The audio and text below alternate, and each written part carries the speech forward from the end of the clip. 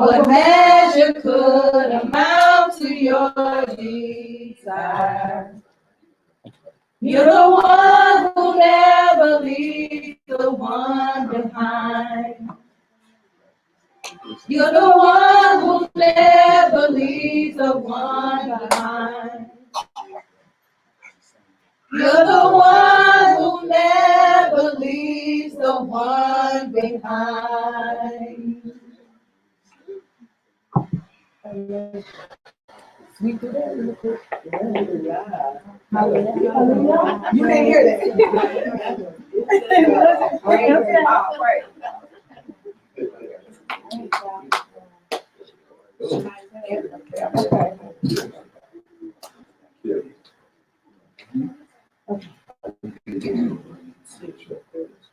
Shema Israel, Yahuwah Eloheinu, Yahuwah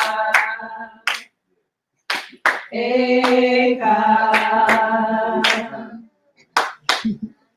Shema Israel, Yahuwah Eloheinu, Yahuwah Echad. Hear my cry, oh God. Tend unto my prayer. When my heart's feeling weak, lead me to the rock. Your truth I seek. Fill me with your ruach. You're a shelter and strong tower. Enemy can't prevail. Wake up and repent. Shema Israel. Shema Israel. Yahuwah Eloheinu, Yahuwah Echad. Shema Israel, Yahuwah Eloheinu, Yahuwah Echad. Hear my cry, oh God. Tend unto my prayer. When my heart's feeling weak, lead me to the rock. Your truth I seek, so fill me with your ruach. You're a shelter and strong tower, enemy can't prevail. Up and repent. Shema Israel, Shema Israel, Yahuwah Eloheinu, Yahuwah Echad. Shema Israel, Yahuwah Eloheinu, Yahuwah Echad. Shema Israel, Shema Israel, Shema Israel. Shema Israel, Shema Israel, Shema Israel. Shema Israel, Shema Israel, Shema Israel. Shema Israel, Shema Israel, Shema Israel. Shema Israel, Yahuwah Eloheinu, Yahuwah Echad. Shema Israel, Yahuwah Eloheinu, Yahuwah Echad. Shema Israel, Yahuwah Eloheinu, Yahuwah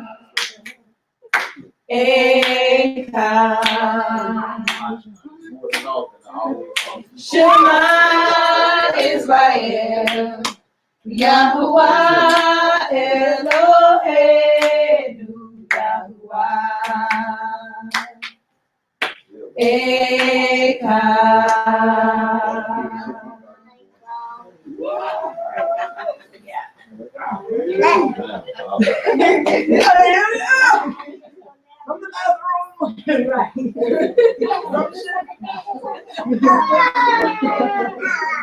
Come on, get off me. We finna pray.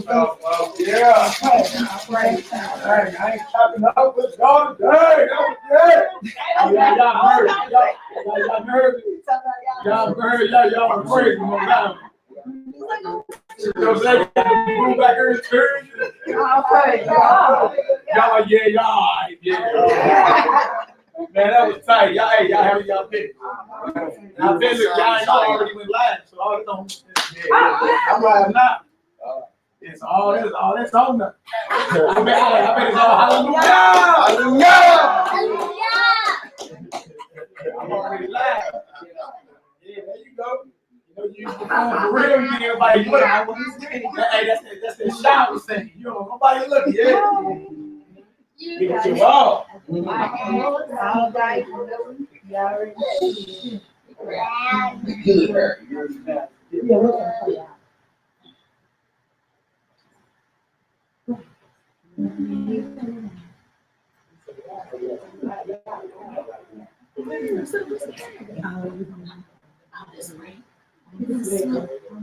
Y'all whispering for now. Everybody know y'all lying. Y'all heard y'all say.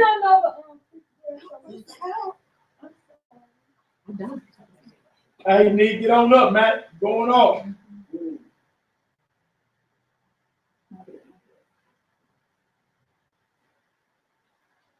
Hey. Got it all in your spirit now.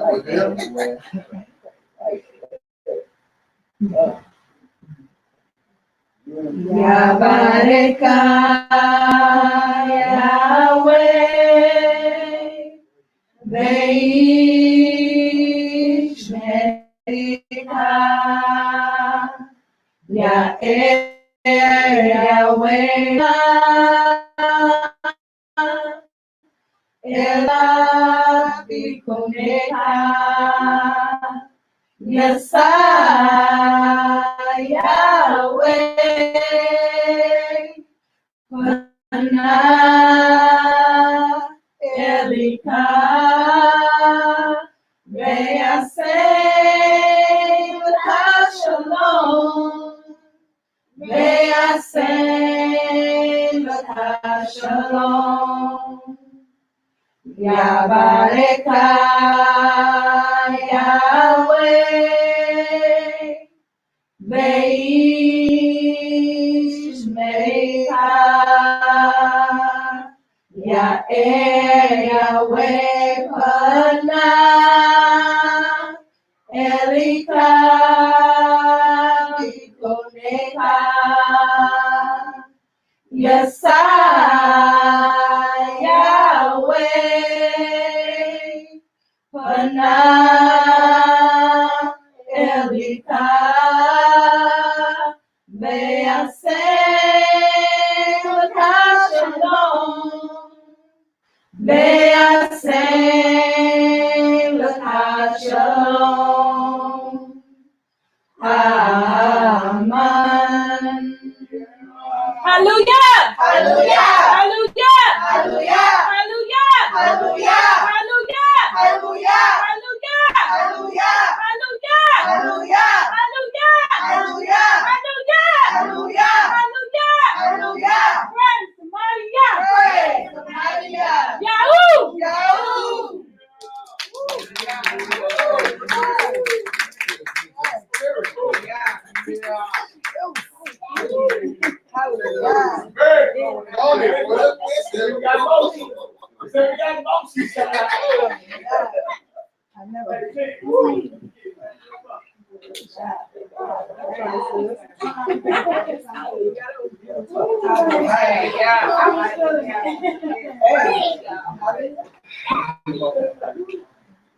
Yes. Y'all been for the class?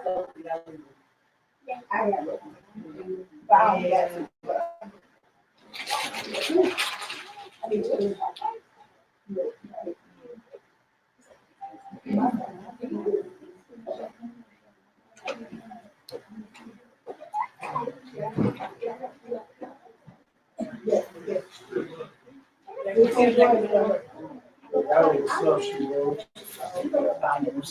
Popping out this thing.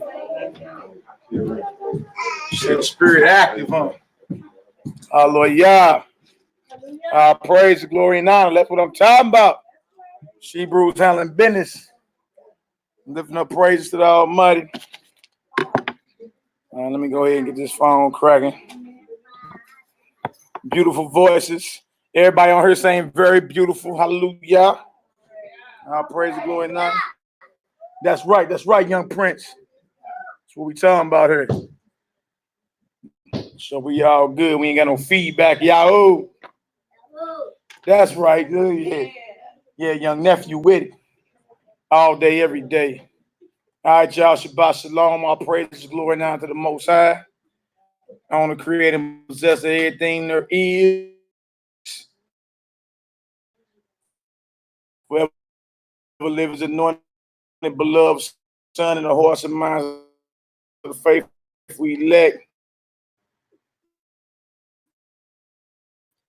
Honor and humility. Mikha'el's right on that.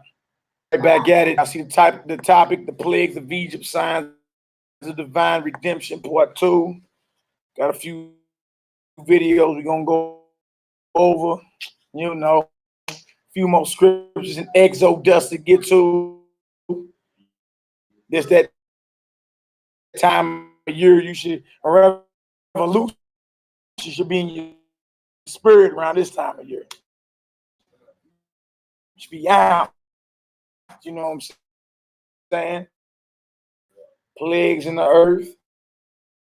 Whole countries are shut down. We on the brink of the payover. Time, man. So you being obedient, sing your best. It's just to sing their best when they think ain't nobody listening and looking. Be in the shower throwing down. So I, you know, I got in stealth mode and hit record real quick. You know what I'm saying? Sister Sarai was over here just feeling it, just like she don't even know she live. Being recorded. I think I'm gonna need that, bro. You at 12? No, we bounce it back and forth. Oh yeah, you know it's all good, bro. All good. We gonna start off in Exodus, or we gonna start off in Exodus 9 for sure. You know, so that's the big brother turn. Yeah, you know what I'm saying? You need a break, man. You know, it's good, man. You know, I'm all for it. 16 to 11. Yeah. No, man. You know, I don't even. Psalm You know what I'm saying? Hey. Psalm 9. All right, y'all, we're going to pray on in with Psalm the 9th chapter. At the end, we're going to pray against all the rulers of darkness and principality in high places. We're going to pray against every sickness and disease that's trying to plague our people in this hour. Once we're done, new virus alert, new virus out in the earth. Y'all ain't heard of the, I forgot the name of it, but I got it. I got the video for it. You know what I'm saying? Mm-hmm. So right now, y'all, yeah, it's called, they call it the CCP virus outbreak. It started with an HN2 virus or something like that. Yeah, that was just a few days ago. So plagues are definitely in the earth. Second Ezra, the 16th chapter, you know, back to back. Now was that time. All right, Nehemiah, you got that Psalm 9, brother? All right, come on with it. Matter of fact, let me grab this wireless mic too, just in case the crowd want to say something. You know, we can get all that. We can get all that. All right, y'all forgive us for the delay, Latace. Y'all know how it is, though. All right, STL. Don't seem like y'all honoring no stay at home or what's going on. Are y'all rebelling against the law of the land? You know what I'm saying? Are y'all rebelling? Say we go. Would you say the law of the Most High, right? They're right. First law of the land was given to Adam. It's the law of the Most High. come on in. All right, Join man. in, and we finna get it in. That's right. That's right. That's right. It's Hold on for a second. Psalm Nehemiah gonna roll that Psalm 9. We're gonna face Jerusalem. too. There we go. Yahoo, Yahoo. All right. All right. Short-legged Yahoo. That's right. Boy, get your spirit flowing. All right, Psalm 9, Jerusalem is that way. We're gonna face Jerusalem. We're gonna offer a prayer to the Almighty. And man, let's get her done. Let's get her done. Most High showed us mercies, another Shabbat. You know what I'm saying? Let's get her done, man. All praise, glory, now to the Most High. Go ahead and let it fly, Neat. Psalm chapter 9, with the Most High's permission. Hallelujah. Hallelujah. Hallelujah. Verse 1. I will praise thee, O Yahweh, Come on home. with my whole heart. I will show forth all thy marvelous works. I will be glad and rejoice in thee. I will sing praise unto thy name, O thou Most High. When my enemies are turned back, they shall fall and perish at thy presence. That's right. For thou hast maintained my right and my cause. Thou saidst in the throne judging right. Thou hast rebuked the evil. Thou hast destroyed the wicked. Thou hast put out their name forever and ever. Man, Pop. Hallelujah. O thou enemy, destructions are come to perpetual evil, and thou hast destroyed cities. Their memorial is perished with it. But Yahweh shall endure forever. He has prepared his throne for judgment. That's right. And he shall judge the world in righteousness. He shall minister judgment to the people in uprightness. Yahweh also will be refuge for the oppressed, a refuge That's right. in times of trouble. Come on home. And then, let me read it again. And they that know thy name will put their trust in thee. That's right. For thou, Yahweh, hast not forsaken them that seek thee. That's right. Sing praise to Yahweh, Come on. which dwelleth in Zion. Declare among the people his doom. When he make inquisition for blood. For what? For blood. Bring it out. He remembereth them. He forgetteth not the cry of the humble.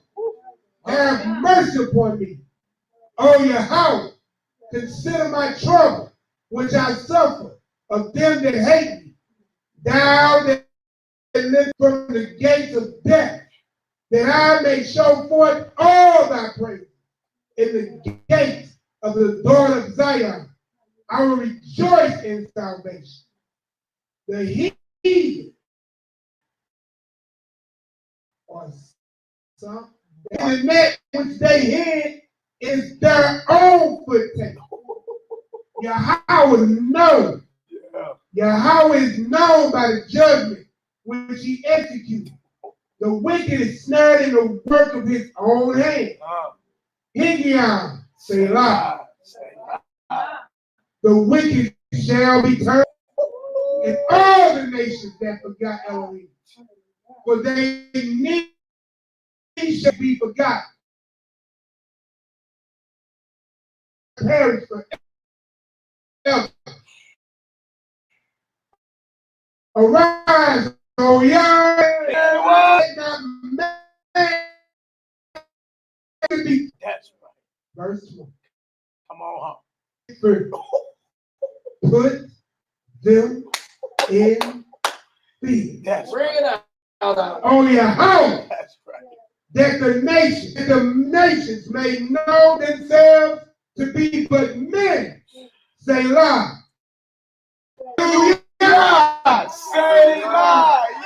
Yeah. Boy, that was powerful there, boy. Woo! Well, the Most High is known by the judgment he executes. Man, look. That's that Psalm 9, man. That was powerful right there, boy. It's a beautiful one. Yeah, bro. That was powerful right there. Beautiful one. Boy, talk about the Yeah. but the heathen got hey, boy, say shall be turned into hell. And all the nations that forget Yah. That put them in fear. They may know themselves to be but men. And you see, even these so-called, even if we talk about the heathens, how they got patents on these viruses and these so-called vaccines and all that, right? But it's almost like it got out of hand because all the elite getting hit with it. You understand? All the elite is getting hit with this so-called virus. And then a new virus just came out a few days ago called the Hantu virus. Yeah, that just the fresh out of the rats in China. Yeah. So we about to go ahead and play that video real quick. Let everybody climb in. Y'all hit like, y'all hit share. Yeah. Shabbat shalom to everybody in the chat. Shabbat shalom. Shabbat shalom to everybody that's local. It's a new year for us. It's hunting season. Yes, sir. We in Passover season. You know what I'm saying? Every Israelite should be in revolution spirit, man. A revolutionary spirit.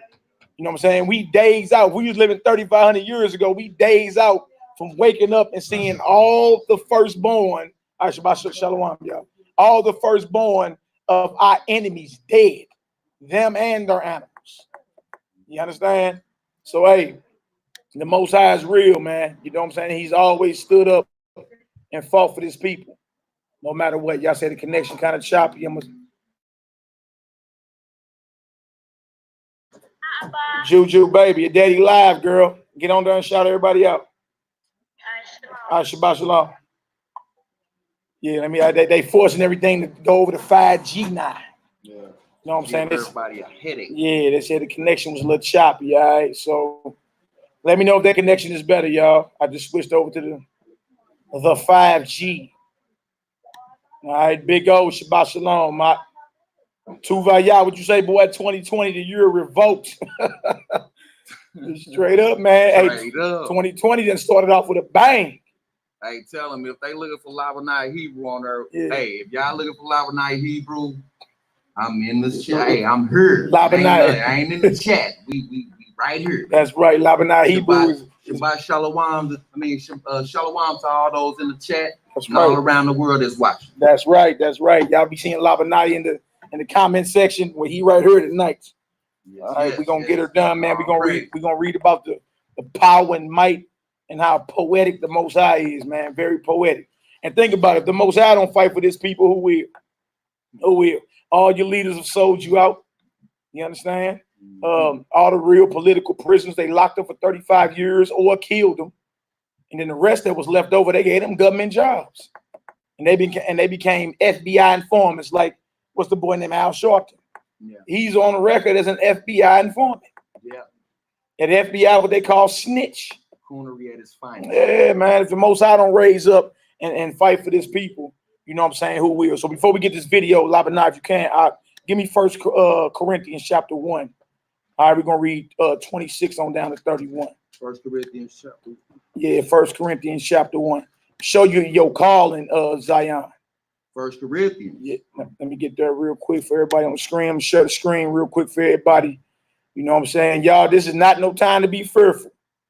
All right. Everybody that professes themselves to be an Israelite should be Kool-Aid smiling in this hour. And not with no mask on anything. Exactly.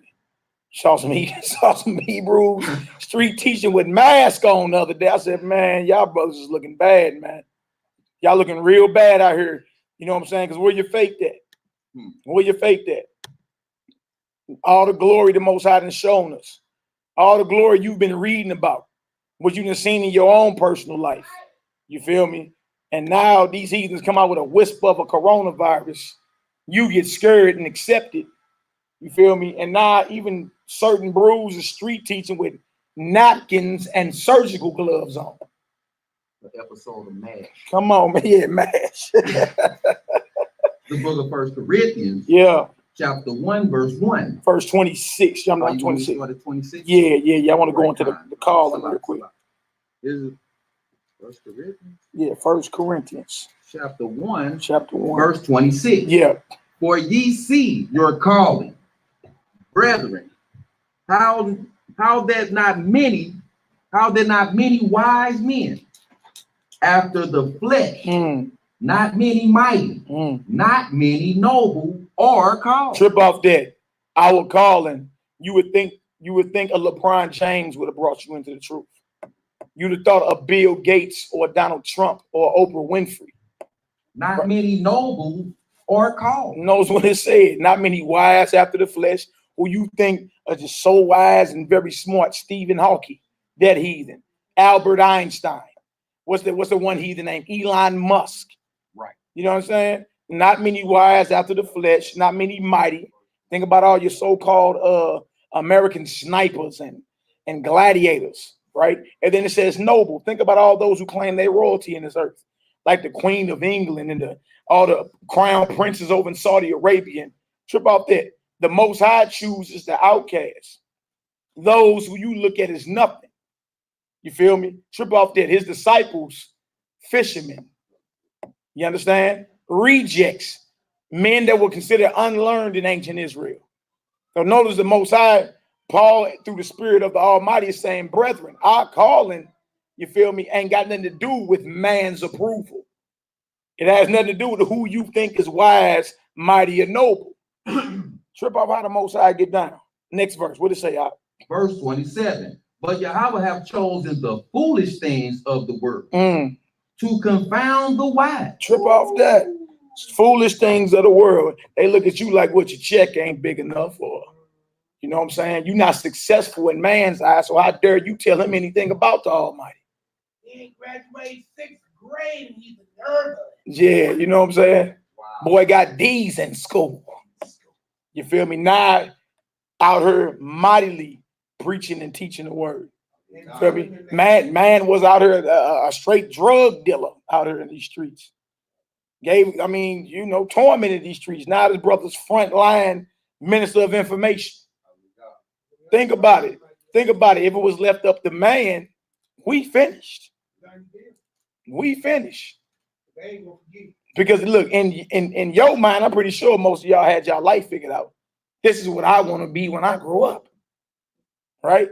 But when the Most High call you, I gotta get on you right. go ahead. When the Most High call you, it is what it is. You feel me? Here, take this right here. Okay. You gotta take that. I'm gonna move this on up. When the Most High call you, when the Most High call you, it is what it is. You feel me? And man's approval has nothing to do with it. All right? Has nothing to do with it. All right, read from the top of that verse again for me. This is the book of 1 Corinthians, chapter 1, verse 27. But Yahweh have chosen the foolish things of the world to confound the wise. To what? To confound the wise. To confound the wise of the world. All right. Yahweh have chosen the weak things of the world to confound the things which are mighty. Trip off that. So he uses the low, the rejects, right? Who the world deem is foolish. You understand? Who the world deem is weak. Notice these ain't foolish and weak in the eyes of the Most High, just in the eyes. That's how we use and found everything you thought was noble, you thought was mighty, and everything that you thought was wise. All right, go ahead. Verse 28. And the base things of the world, right, and the things which are despised, have Yahweh chosen. Trip off there, but something that's base is something that's low. Trip off that. Something that's base is something that's low. The Most High chose the low things and the despised things. Like Noah. You would have thought Noah being a drinker would be, you wouldn't think that Noah being a drinker would be used like he was in the mighty works of the Most High. Same thing with the fisherman. Same with the tent maker. Bring it out. Same thing with the carpenter. He take the low little loaves and does his greatest and mightiest works. That's right. Ain't that powerful? David was a keeper of the flock. He was a shepherd. You dig? And Most High rose him up to be what? King in Israel. Ooh. Sure about that. Moses was a keeper of the sheep after he left his rank in Egypt. Was a keeper of the sheep. And the Most High used him, the most meekest man in the earth, to what? Deliver his people. Right? So it ain't based off what man sees with his corner eye. You may not like how tall or short the brother is, or you know what I'm saying, or how the sister look or whatever. Thank the Most High that he don't consult with us before he decide to choose somebody to teach his word. Thank the Most High, because if it was left up to us, this thing would never get done. Because think about it, somebody somewhere gonna have a problem with you. You know what I'm saying? He speak a little too rough. Oh, she ain't tall enough. You dig? Or that brother's short over there. You know what I'm saying? Or I mean something, man will find something to disagree with the Almighty about him choosing. Thank the Most High, he don't consult with us first. All right, Nee, you can come grab this, Nee, if you. All right, go ahead. I'm gonna read verse 28 again. All right. Verse 28. And base things of the world and things which are despised have Yahweh chosen. Yeah. And things which are not, to bring to naught the things that are. Things that are not mean things that are nothing. To bring to nothing things that are. That's powerful. Trip off that. Trip off how the Most High get down. That's a powerful thing. Then the next scripture you're gonna go to says, things that are highly esteemed in the eyes of man or an abomination in the eyes of the Most High. What man esteem and what man like, the Most High don't consult with man. All right, go ahead. Verse 29. Come on home. That no flesh should glory in his presence. Verse 30. But of him. Hold on. So that no flesh will what? Verse 29. That no flesh should glory in his presence. You ain't got nothing to boast about or brag about. You dig? You'd have thought Michael Jordan and Kobe Bryant bought you this. As much as everybody's so in love with them, right? But the Most High, like how I move, no flesh should be able to brag in my presence. I'm going to take who you reject and raise them up. You understand? And give them my spirit to do mighty works in this earth. Hallelujah, man. All praises. All praise. So in other words, the Most High don't trip off your own personal barometer when he chooses who he chooses.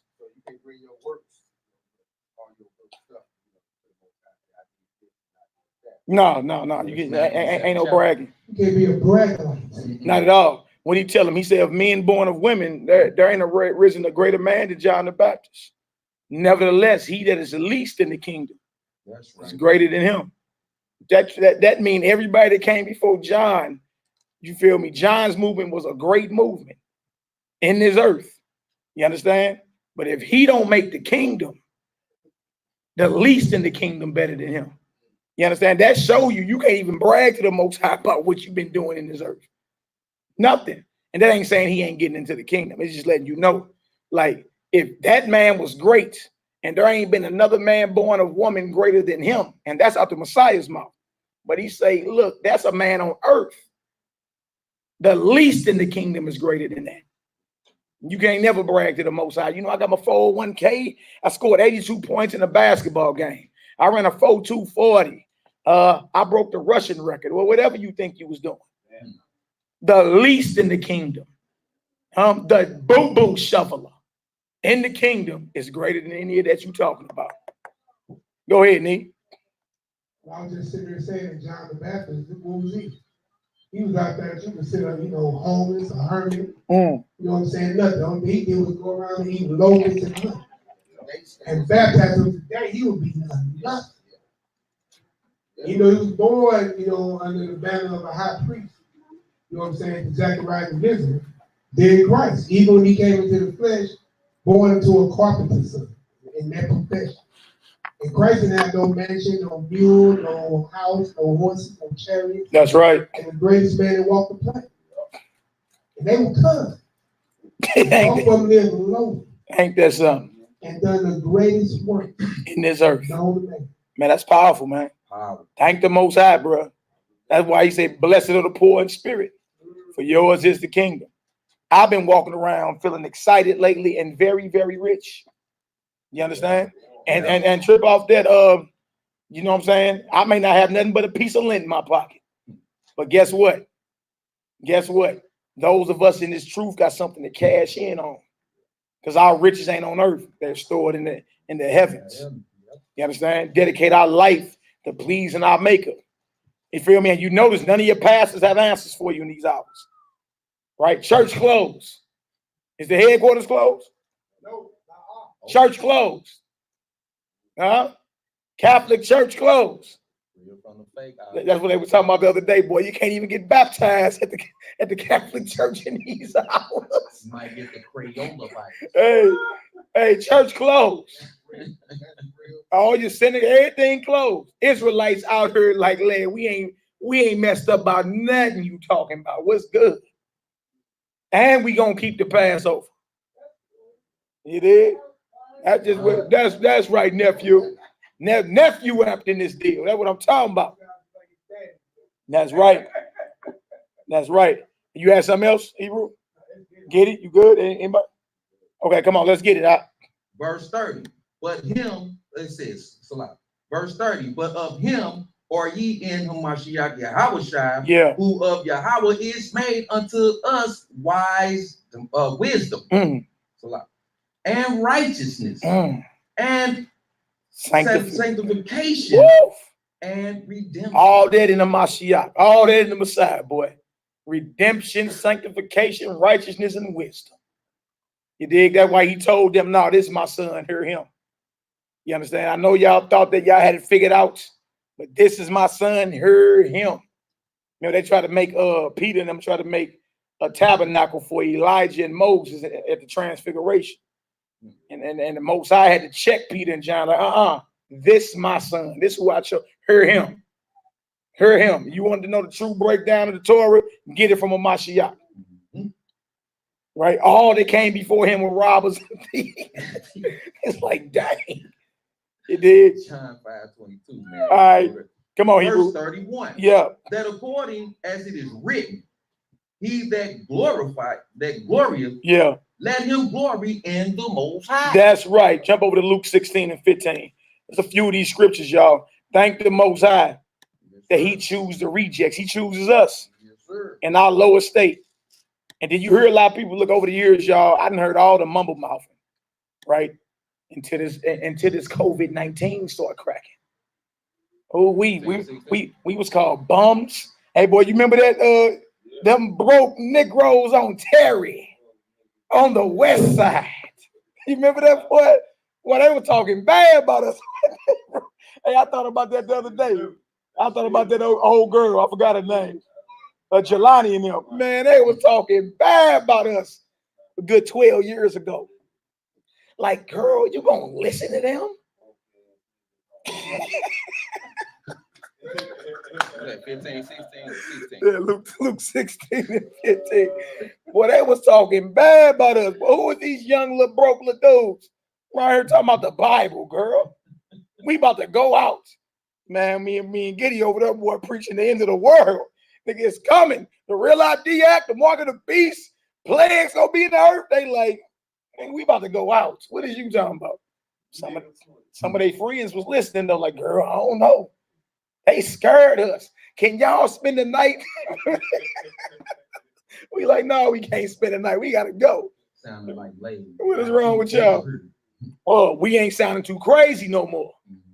My phone been ringing. Y'all been getting, I've been getting emails, phone calls, and text messages. Like, man, where are you at? I've been digging for your number. I had to go through some old phones to find this number. You know, I operate on my Google number. You know what I'm saying? I ain't even got no regular St. Louis number. You gotta know my number to get in contact with me. You feel me? Yeah, yeah. They straight like calling. You know what I'm saying? Like, man, I remember cousins and all them. Like, man, y'all been talking about the New World Order for a long time. Now they trying to this virus and the plagues and the COVID-19, and I'm scared. Yeah. I seen Cuzzo at the gun store. Yeah, he was bewildered. That boy was buying duck hunting bullets. We like, boy, if you don't put them bullets back, you ain't killing ducks out here, boy. If you don't put them back on the shelf. You understand? Boy, you might be shooting a beanbag at somebody. Boy, that ain't gonna kill nothing. Man, look.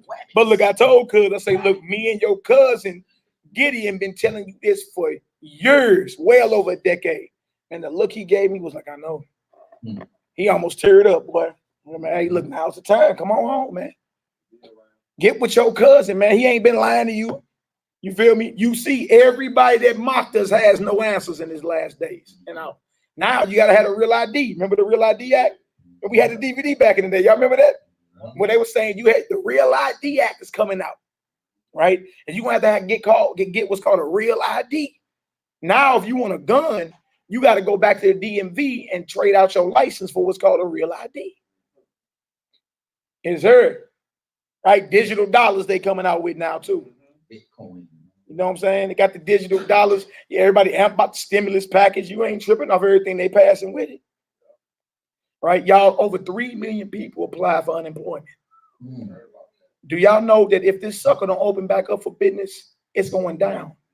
Them a lot. Look, that's a lot of unemployment claims right there.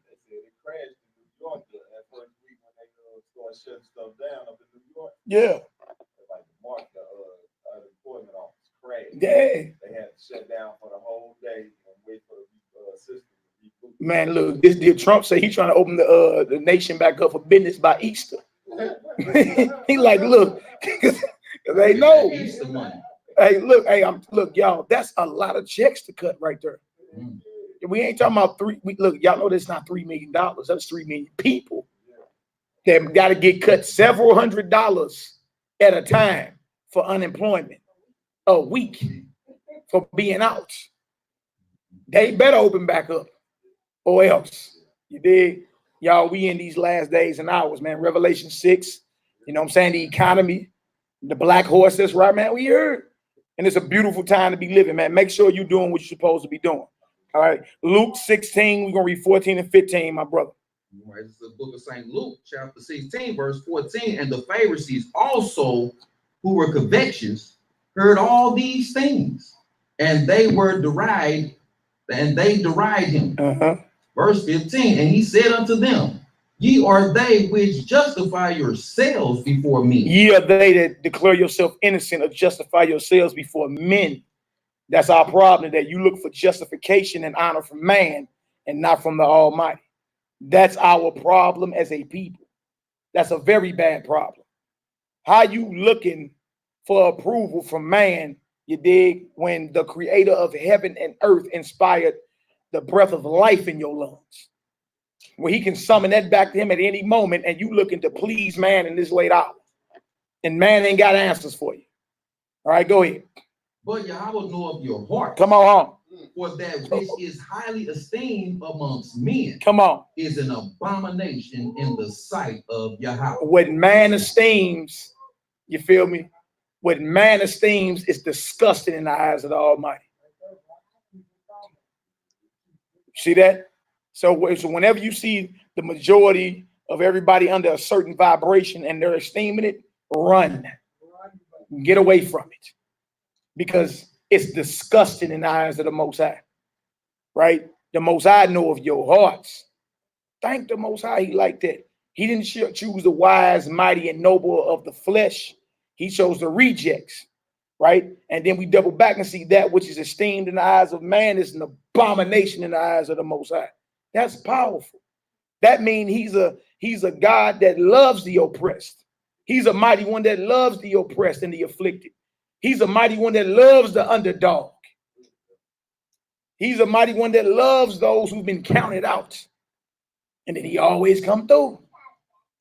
Man, that's so powerful. I'm getting excited in these hours. All right, one more out. 1 Samuel 16.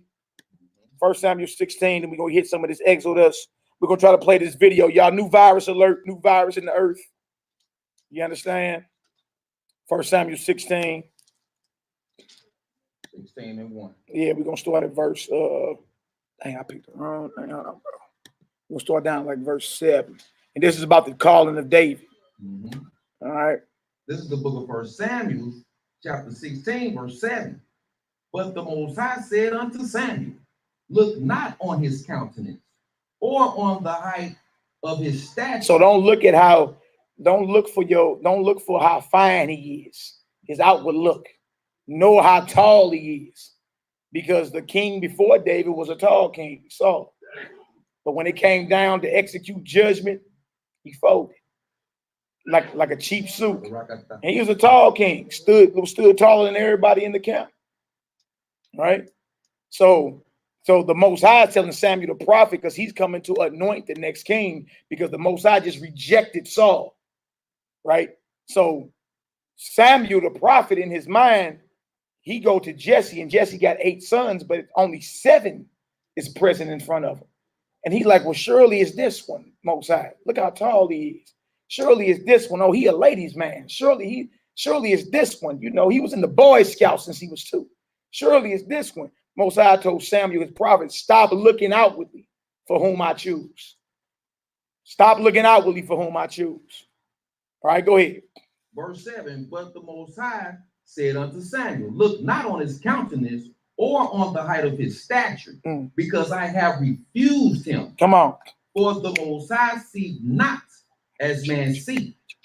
For man looketh on the outward appearance, but the Most High looketh on the heart. Man looketh on the outward appearance. Most High searched that mind. You understand? You can be the biggest, tallest, handsomest cat and fold like a cheap suit as soon as it kick off. You understand? Most High looking for that mind, that heart. Like, who really about this life? You see what I'm saying? And trip off that. Same thing with Moses. You understand? Moses had a talking problem and everything. The most meekest man in the earth, but was about all action. It was about all action, was fearless when it came down to serving the Almighty. See? Thank the Most High, he don't choose how man choose. You understand? Think about all your bad relationships you've been in. Like, what in the hell was I thinking? Choosing that person. You feel me? Thank the Most High, he ain't like us in our choosing. But think about how many mistakes you done made. Choosing something that you thought was best for you. All right? All right, Hebrew, keep reading, because I want to read a little bit about David. Verse 8. Then Jesse called Abinadab and made him pass before Samuel. And he said, neither have the Most High chosen this. Verse 9. Then Jesse made Shammah to pass by, and he said, neither have the Most High chosen this. Look at all Jesse's sons passing by. He ain't chose none of them. Verse 10. Then it says, again, Jesse made 7 of his sons to pass before Samuel. And Samuel said unto Jesse, the Most High have not chosen thee. Wow. Go ahead. Verse 11. And Samuel said unto Jesse, are here all thy children? And he said, there remaineth yet the youngster. And behold, he keepeth the sheep. Look at that, the baby boy. Right? You think just because you the oldest, you chosen. But again, the Most High don't get down how you deem. Baby boy outside in the field, smelling like sheep. The youngest boy. Trip off that. Go ahead. And Samuel said unto Jesse, send and fetch him, for we will not sit down till he come hither. Yeah. Verse 12, and he sent and brought him in. Now he was ruddy and withal of a beautiful countenance. Come on. And goodly to look to. You David was like a little red bone, and some of the sisters were like, "Ooh!" But David was a straight warrior, about that action. All right, so ruddy, like a caramel skinned, like who you call a light skinned brother today. You understand? Yeah, one of them brother. But he was about all action. You know what I'm saying? He ain't like them little pretty. Remember back in the day, the light skin was in. Tripping off the light skin. You remember that? You did? Yeah, he held the boys and all that. Man, them Negroes wouldn't bust a grape. All the sisters wanted them. All the sisters wanted the light skinned brothers. You know what I'm saying? Yeah. I'm just playing, man. But y'all saying, but this brother was about action, dealing with the Almighty. All right, go ahead. And the Almighty said, arise, anoint him, for this is he. Come on. Verse 13, then Samuel took the horn of oil and anointed him in the midst of his brethren. Trip off the Most High choosing. He'll do it right in the midst of everybody. You understand? It don't even matter if you tight-lipped about it or you don't like what he decides to do. You know what I'm saying? The Most High choose who he chooses based off his own purpose and will. It ain't got nothing to do with us. You know what I'm saying? Like trip off that. They rejected Moses, but that ain't changed the fact, what? That he was sent to deliver. Our forefathers rejected Messiah. Said, let the curse fall on us and our children. But that still don't change the fact he's the only begotten son of the Most High. And he coming back to handle business. Yo, you look, so we got to get that, we got to get past that thinking because we feel a certain way about whomever the Most High decide to deal with, whether it's a brother or a sister. You know what I'm saying? You got to get past that because your feelings about the matter don't change the fact that the Most High anointed him or her. You understand? Yeah. Yeah. And look, she had to get put out for 7 days. You did. Then she got herself together though. You did. Or trip off that, like Susanna in the Apocrypha or Sister Judith, right? Like, I'm pretty sure there are plenty of people speaking against them, sisters included. But it don't matter. Like what you not liking who the Most High decide to raise up and get some glory in this hour don't even matter. You understand? So we got to get that. We learned that here in Babylon, that our mindset gonna make the Most High change his mind about something. Nah, it don't work like that. All right, so David was anointed in the midst of his what? Brethren. Go ahead. And the Spirit of the Almighty came upon David. Yeah. Was that day full? So Samuel rose up and went to Ramah. All right, let's go ahead and get it in. We go on to Exodus, the 9th chapter. We already went through the plague of blood, frogs, lice, and flies. Yeah, we're gonna start at Exodus, the 9th chapter. Exodus, the 9th chapter, right? And it's a beautiful thing, y'all, because when you get to reading all this and you slowly understand, okay, these are our forefathers, and they was in the most powerful nation in the earth then, and we are their children, and we in the most powerful nation in the earth now. You understand? And all 12 tribes was in one central location then, but now we scattered through the 4 corners. So now you see plagues that you read about in the scriptures hitting all over this earth. You understand? These are signs and signals for our redemption. We should be smiling in these hours, being more obedient, praying more. You know what I'm saying? Covering your spouse and your children. You know what I'm saying? Very, very active and militant in your prayers, man. That's the time we in, right? Passover is all about revolution, whether you're talking redemption from your physical enemy or redemption from Satan. You're done talking, it's all about the destruction of your enemy, right?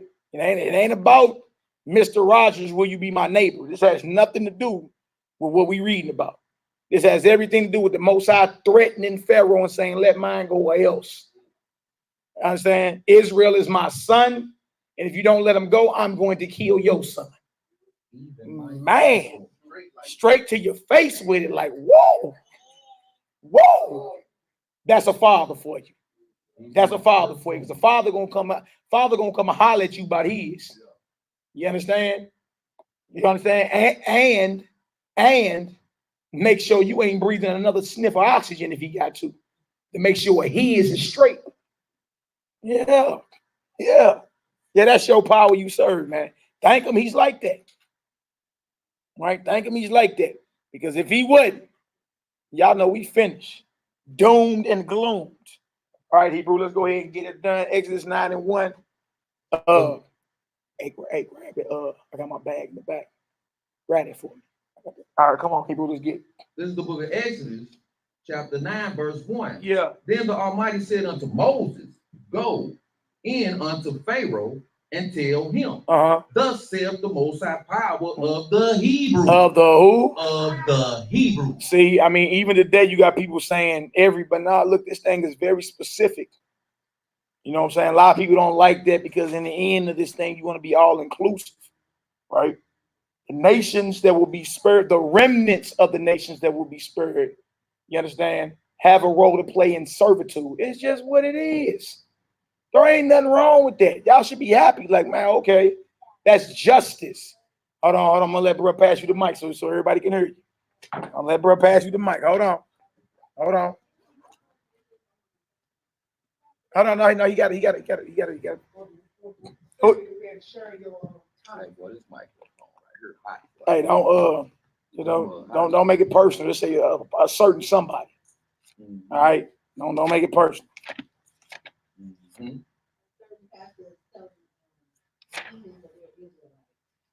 Yeah. No doubt. You know what I'm saying? That's in this hour. A lot of theories and confusion. So that's that spiritual Israel. Yeah, that's a lot of theories and confusion. But I mean, look, it tell you that remnants of the other nations will serve, but the promises and all that go to you. You understand? And people don't want to make that distinction. Like you'll put the woman in her place, but when it comes to Brother Bob, you don't want to say nothing. No. Everything must be done indecently and in order, right? Well, let's stop playing. So it's in this kingdom is certain class of people. Yeah. What makes you think it's not gonna be like that in the kingdom? It's gonna be certain class of people, middle class, low class. Yeah. You know what I'm saying? So you gotta understand that. Yeah, sir. And that scripture as well, you are above all nations. This is what you are. Above all nations. Israel is above all. Israel is the mother of us all. Our God is above all God. So it makes sense for his people to be above all. Just understand number one. Hey. You gotta understand number one, man. It's just what it is. It is what it is. And if you trip off the Exodus story, you understand? That's all about revolution. That's all about Israel being redeemed from the cruel bondage of their oppressors. You understand? Now, in our kingdom, where we have handmaids, servants, bond servants, yes, it's always been said like that. Y'all, that's all in the law. Everybody talk about they keep the law, and they down with the Torah and the law. That's in the law. You understand? That's in the law. It's just it's righteousness we'll be talking about. Like y'all not about to be the Black Klan. Get that out your mind. We not about to go get drunk off no Jim Beam and go rape white women and I don't want to get down like that anyway. I'm just saying, you know what I'm saying? There's laws governing servitude. There's laws governing rulership. You understand? And if the Most High gonna give you all this power and this authority, rule well. Rule well. You understand? Don't be the unjust ruler. All right, come on, Knock. Let's get it. Read it again. Chapter 9, verse 1. Then the Almighty said unto Moses, go in unto Pharaoh and tell him, thus saith the Most High power of the Hebrews, let my people go. Yeah. That they may serve me. Yeah, a direct threat, not a negotiation. Not if you feel like it. Tomorrow, let's chop it up over some crumpets and tea. No. Tea and crumpets. No, let my people go or else. I'll already hit you with blood, frogs, lice, and flies. I ain't got your attention yet. Oh, okay. All right, come on, Hebrew. Verse 2. For if thou refuse to let them go and will hold them still, verse 3, behold, the hand of the Almighty is upon thy cattle, which is in the field. Not your cattle, y'all, man. Now you dealing with cattle. Y'all know y'all dealing with the economy now, right? You're dealing with trading, bartering. You're dealing with food. You're dealing with clothes. That's economics right there. Yeah, that's economics right there. You hit the cattle, man. That affects a lot. That affects a lot. Clothing. Food, you feel me? Finances. That affects a lot across the board. That affects economy. And y'all, again, this is the most powerful nation in the earth at this time. All right, go ahead. Upon the horses, upon the asses, upon the camel, upon the oxen, and upon the sheep. Yeah. There shall be a very grievous murrain. Now, what's a murrain? I like the way you said that, brother. A murrain. Murrain. I like that. All right. Strong's H 1698. It's almost like Debar, but it says pestilence, plague, cattle disease, a cattle plague, in the sense of destroying, pestilence. So it said Morah right there, right? What was it? Did that say? I say murrain. Yeah, murrain. Plague. Yeah, a plague, a disease on your cattle. There shall be a very grievous murrain. Come on, let's get it. Verse 4. And the Almighty shall sever between the cattle of Israel Yeah. and the cattle of Egypt. See, so the Most High is a separatist. People don't like to hear that, even down to our animals. Our flock are supposed to be separate because there's a difference between you and the rest of the nations. There just is. How it ain't a difference between you and the rest of the nations, but there is a difference between the Chinese and the Mongolians. There's a difference between the Polish and the Russians. Ain't there? I mean, y'all, even down to the Brits and the Scots, they beefing. And they supposed to be of the same people. There has always been a difference. Just because Messiah came don't mean national boundaries and identities have been washed away. That don't mean that. So what you read in Galatians, you ain't understanding who he's talking to. When there's no difference between the Jew and the Greek. Why I don't say ain't no difference between the Jew and the Nigerian? Why I don't say ain't no difference between the Jew and the Chinese? So you got to go back in history and then understand who Paul really talking to there. You say, oh, now that makes sense. You see what I'm saying? There's always been a difference. Let the police jump behind you when you leave tonight. You gonna know it's a difference between you and the heathen. That's the occupying force of this land. So let's stop playing around. We got to stop playing church with this scripture. Feel me? And call it for what it is. You got something up? Yeah, I got something. Go ahead. It's in the book of 1 Corinthians, chapter 12, verse 2. Ye know that ye were Gentiles. That's right. Now, if he's talking to physical Gentiles, y'all listen to me. If you born an Italian, you gonna die an Italian. You understand? If you born a Russian, your DNA don't change because you believe something else. You gonna die Russian. He's talking to Israelites who went off and took on a Gentile mindset, language, culture, and belief, and thus how they talked, how they moved, how they thought they were Gentiles. Like our people say today in the church, I'm a Gentile. Right. You're halfway right, because you keep their holidays, you eat their food. You understand? You believe in their gods and their rituals and all their holidays. You are moving like a Gentile, but by blood, you an Israelite. And see, that one verse right there, when he say ye were Gentiles, right? When you go over to chapter 10, he's still talking to the Corinthians. You know what he say? He say, all our fathers were under the cloud. And all our fathers passed through the sea and was baptized under Moses. I ain't read nothing about no Corinthians leaving Egypt. Do you? All right, so by default, who is he talking to in Corinth? Israelites who took on a Greek mindset and culture. Thus, there's no difference between the Jew and the Greek who believe in a Mashiach, because one portion went off and became Greek in mindset, language, culture, and ideology. Others stayed up under the covenant but didn't believe. Paul's argument is Christ came to die for both sets. There is no difference in y'all. You're both Israelites.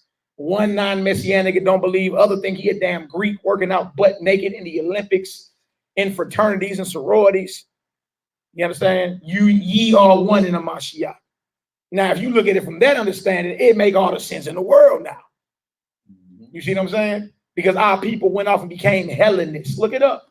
They'll say Greek, it'll say Greek-speaking Jews who adopted Greek culture, language, ideology, and belief. Go ahead. It says, verse 2 in the book of Corinthians, chapter 12, verse 2, ye knew that ye were Gentiles carried away unto these dumb idols, even as ye were led. So, you know what I'm saying? Yeah. Dumb idols. No, dumb in the scripture actually means someone, you serving a God that can't even speak. Dumb. All right, let's get back to Exodus. Exodus chapter 9. Most High even put a difference between our animals. Go ahead. Right. And the cattle of Egypt. And there shall nothing die of all that is the children of Israel. Flat out. Like that plague is coming to hit your enemies. Right? Make sure you obeying in this hour. Because we read last class that if Israel refused to serve him, they gonna get handled too. That's what we read last class. We read in Exodus. He said, look, that's Exodus 7, I think it was. And he wasn't it? Exodus 7, Exodus 8, one of them. We say, look, if we don't go serve the Most High, that's what they told Pharaoh. If we don't go serve him, the plague is going to break out on us. We got to go serve him. All right, go ahead, Hebrew. Verse 5. And the Almighty appointed a set time, saying, tomorrow the Almighty shall do this thing in the land. Verse 6, and the Most High did that thing on the morrow. Yeah. And all the cattle of Egypt died, but of the cattle of the children of Israel died not one. Died not one. You see that? I was watching last night. Even though they're heathens, I like the graphics in it. Exodus, Gods and Kings. Yeah. Came out in 2014. Same dude that directed Gladiator directed that. And it's off biblically speaking in some areas. You dig? But the graphics is almighty. So the night after the Passover, right before Israel was told to get up out of Egypt, Ramses came to Moses. He was like, is this the God that you serve? He kills children, and you know, he pronouncing judgment on himself because you was threatening to kill the children. Your father killed the Hebrew baby boys and all that. You understand? So Ramses mad. Is this the God that you serve that killed children? Moses stepped up to Ramses in the movie, grabbed him by his form and say, no Hebrew child died last night. He was like, he yanked away like, let me go, you dig? And then told all the Israelites, get out now. Y'all got to go. You understand? Straight up, y'all, when the Most High make a move on your enemies, make sure you in the secret place of the Most High. You understand? That ain't even no physical location. That means make sure you being obedient and do what he tell you to do. And move how he tell you to move so you can be protected in this hour. All right, anything out of box, anything out of bounds is going down. All right, go ahead. Verse 7, and Pharaoh sinned, and behold, there was not one of the cattle of the Israelites dead. And the heart of Pharaoh was hardened, and he did not let the people go. Stubborn. You understand? Stubborn and very proud is heathen. You understand? You want to know the equivalent to Pharaoh? Look at Donald Trump. Very, very arrogant. Very arrogant. At times, I ain't gonna lie, I be laughing. I kind of like the heathen. He just be cracking. He do what he want to do. Say what he want to say. Bomb when he want to bomb. Yeah, he own. You know, you got the first sitting president that's tweeting. You know what I'm saying? Yeah, he just do. So that's the equivalent of Pharaoh. Very proud. Yes. And I like it because it's like, look, get the prophecies popping. That's what I'm talking about. What we waiting on? All right, go ahead. Verse 8. And the Almighty said unto Moses and unto Aaron, take to you handfuls of ashes of the furnace. For it says, and let Moses sprinkle it toward the heavens in the sight of Pharaoh. Verse 9. And it shall become small dust in all the land of Egypt, and shall be a boil breaking forth with flames. Wow, boy. Upon man and upon beast throughout all the land of Egypt. Straight up, he said, take him some ashes, didn't he, boy? And let Moses sprinkle it toward heaven. That's crazy because you'll see a LeBron James before a basketball game take some powder and do all that. You ain't getting all that from, man. Look, Most High told Moses, take you ashes of the furnace, right? And sprinkle it toward the heaven in the sight of Pharaoh. Not no Johnson baby powder. Ashes of the furnace. Boy got some talcum. Yeah, some talcum powder. not no cake batter. Not no cake batter. You dig? Ashes of the furnace. But notice he told him, look, do this in front of Pharaoh. See, I love that about the Most High. He right in your face with what he talking about. There is no hiding. There is no guessing. There is no wondering if the Most High is with him or not. He like, look, this is what I'm finna have you do. Do this right in front of his face. And when you do it, boils gonna break out. Man, boils. When them suckers, boy, growing, popping, it's pussing. With blames. With blames. All right, let's look up his word, blames, brother. Boy, this Bible. You see, hey, you remember last class, boy, we kept reading, and it stank. Yeah, it stank, baby. Like stank is in the Bible. S-T-A-N-K. It stank, Tasha. That's how you know this Bible is for you. It stank. That's Isaiah 3. There shall be stank. All right, come on. Let me read this real quick. Blames. Strong's H76. A variable of. A variable of. Okay. Blames or blisters, boils from root to swell up, from an unused root, meaning to belch forth an inflammatory pustule as eruption. So popping, Pustule. boiling, and popping. Hold on. She ain't got the move out the mic. Yes. Sister Ruka. Rising up in the skin. Explain to us what what is pustule? Inflammatory pustule. Go ahead, Hebrew.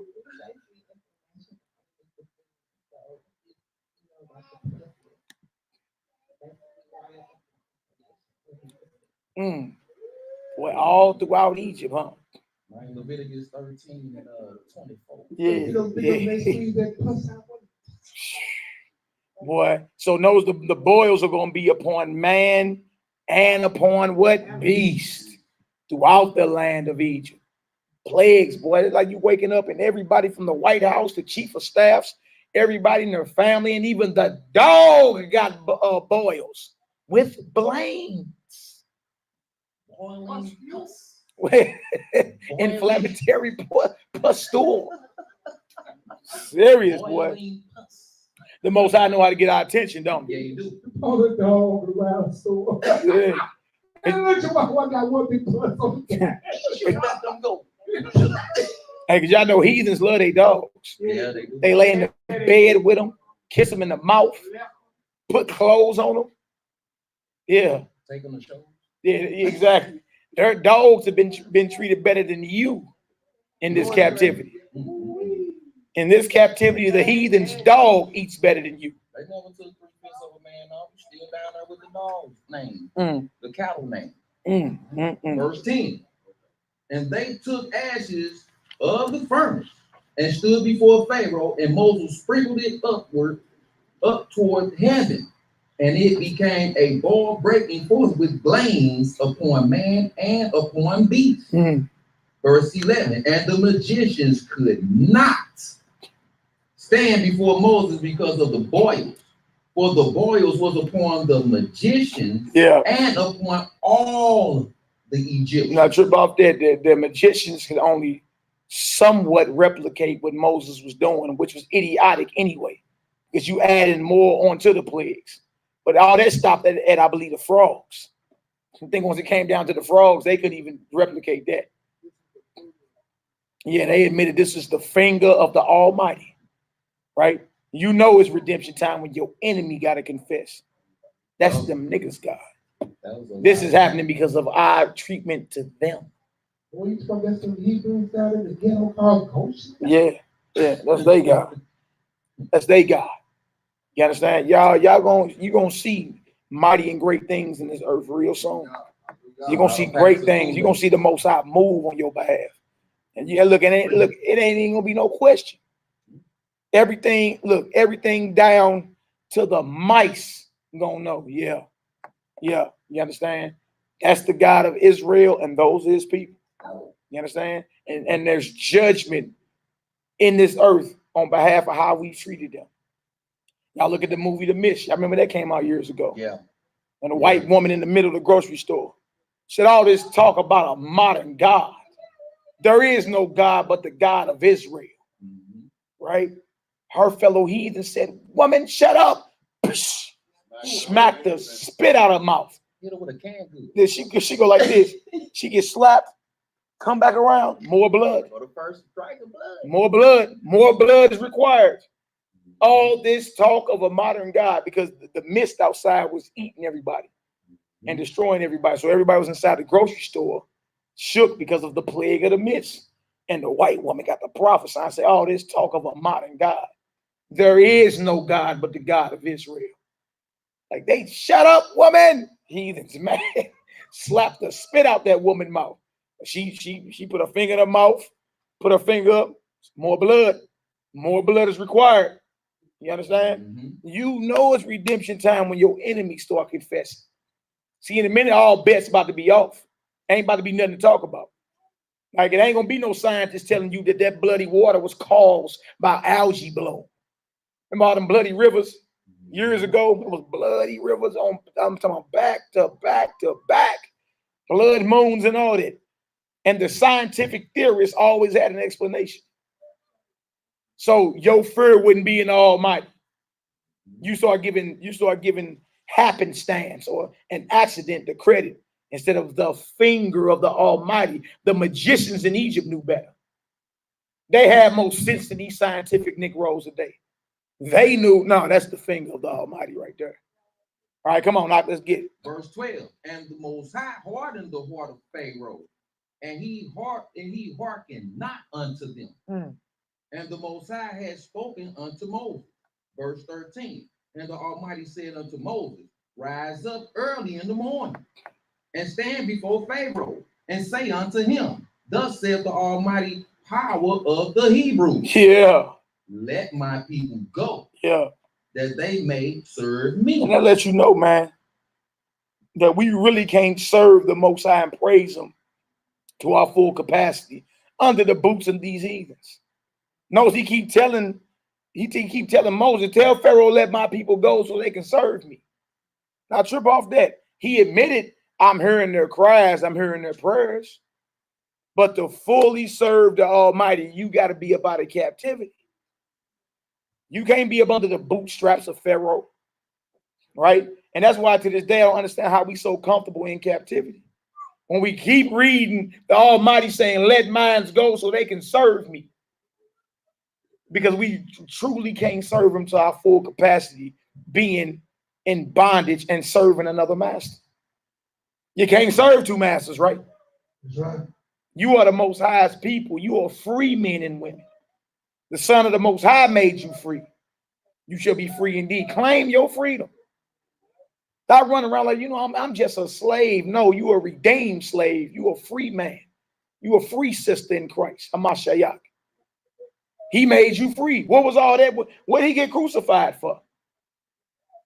So you can be like, yeah, I'm a slave still, and no. Claim responsibility for what it is you have done. Stand up, be obedient, and receive the blessings of the Almighty. You feel me? And one of them blessings is ruling this earth. All right? You got something neat? Yeah. Come on. I did. All right, 14. Let's get it. Verse 14. For I will at this time send all my plagues upon thine heart, and upon thy servants, and upon thy people, that thou mayest know that there is none like me in all the earth. Plague of the heart. That means plague of the mind. You understand? That means not only were they seeing these plagues and they were affected physically by these plagues, y'all, they were mentally plagued. They were snapping at how terrible the Most High is. Think about it, you wake up and see all that, boy, it do something to you. It'll do something to you like, whoa. You understand? Especially if you thought you was right the whole time and you was ruling and you was the God in this earth. He said, boy, I'm going to send a plague upon your heart and upon your servants. And your animals. And your animals. Go ahead, Nee. You got something? I said it makes sense why we can't something. But the reason why it makes sense why you can't serve your God completely, even us, those who are walking and coming to the street. The reason why, because the next thing you learn about how much sleep I gotta get, how much bills you gotta pay, when I gotta pay at work, when the kids gotta get to school, when they gonna work, what bills, what's the food on the table? You know what I'm saying? When I have health care, you know what I'm saying? When my partner will get paid, and all that. They get right. Too busy worrying about the cares of this world. That's right. Exactly. Too caught up in the cares of this social construct. That's right. That's You know right. what I'm saying? So if you break away from this, then there's no longer nothing but the basic thing. Guess what? Most High come again. Food, water, and shelter. That's your basics. Food, water, shelter. And then we got medical, we even had to stick for that. So you was based on that. Everything else was what we pray. Right. Praise and worship. And then the Most High tell and teach us that consider the ant, what he asked for. What these birds out there asking, they ain't asking for nothing. You see what I'm saying? They already know what to do. That's what he's telling the teachers. Already know what to do. Follow the instructions. That's right. Hey man, the first thing people thought about when this little coronavirus popped off, and then they did their little mandatory shutdown quarantine or whatever. How I'm gonna pay my bill? Well, when he worried about dying, what? He's like, I'm gonna pay my bill. Hey, you I'm gonna get put out. Hey, Boy, ain't worried about dying at all. no. I'm gonna pay my bill. And how I'm gonna make some money? That's how simple our people is. Hey man, And it's hey man, stop making me laugh. Go ahead, you say what, That's Lavadai? what I'm saying. That's how that's the simplicity of our people, man. I went into the store today, bro. All the eyelashes and the makeup was gone. I said, what? There's still food on the rack and then all the eyelashes and makeup gone? Bad. Are you serious? See, they ain't got no survival skills because we spoiled and robbed. And that's another thing. That's a good point, because then vanity and self-glory comes into play. Because then you still worry about, am I gonna still get my honey? I remember when this thing broke out, they shut the clubs down. You know what to go for after hours. Yeah. In the hood. Yeah. That thing was jam-packed. Jumping, wasn't he? I said, man, bro, driving through the hood, boy, Man. no coronavirus, bro. Man, every boy, you know the spots. Boy, hey, you know I know. Boy, Boy, they in there. every after hour spot joking in this hour. What Days in the what? Days in the Hey, what they used to call them back in the day, Valleys, the speakeasy. Yeah, speaking. Hey, as you pass along, right? Was good, Roddy Ryan. Man, That's right. Ain't no That's spirit all around. praises to the Most High, man. You serve the guy who drops these, please. that's right. All right, come on, Doc, let's All right, get it. verse 15. For now I will stretch out my hand, that I may smite thee and thy people with pestilence, and thou shalt be cut off from the The earth. Most High know how to threaten. And it's saying second Ezra, if he threaten, you're gonna be utterly beaten to powder at his presence. You can't play. That's what I'm saying. It's like now's the time to come on in. Noah prepared the boat, right? And preached repentance and kept preaching repentance, right? Come on home, right? You know the terror of the Almighty, man. Come on home. He ain't playing no games in this hour. All those out of box, he said, I'm gonna cut you off from the earth. Not playing. And that's not there, y'all. As you know, that was a good soothing read. That's there to strike fear in you, fear of him. So you know how to move out here. See, people don't like that. Why is your God like this? Why you like the way you are with your children? What you mean? You send them babies to school and expect them to act right some days of the week. Okay, act good 2 days out the week, and the other 3 days you go to school, run amok, do what you want to do. You expect those babies to go out and represent you and act right every day. So you can hold your children to that standard, but the Most High can't hold us to that standard. Stop it. The very thing you charging them with, you already doing. You already doing. All right, come on, Hebrew, let's get it. Chapter 9, verse 16 of the book of Exodus. And in very deed, for this cause have I raised thee up, for to show in thee my power. Woo! And that my name may be declared throughout all the earth. And the Most High tell him, look, I rose you up. You understand? It tell you that in the book of Daniel as well. The Most High give the kingdoms of the earth to whom he won't, and put above them the bases of men. This is the Most High's doing when you're done talking. He's the ultimate puppet master. He the one pulling the strings. He got to sanction it anyway.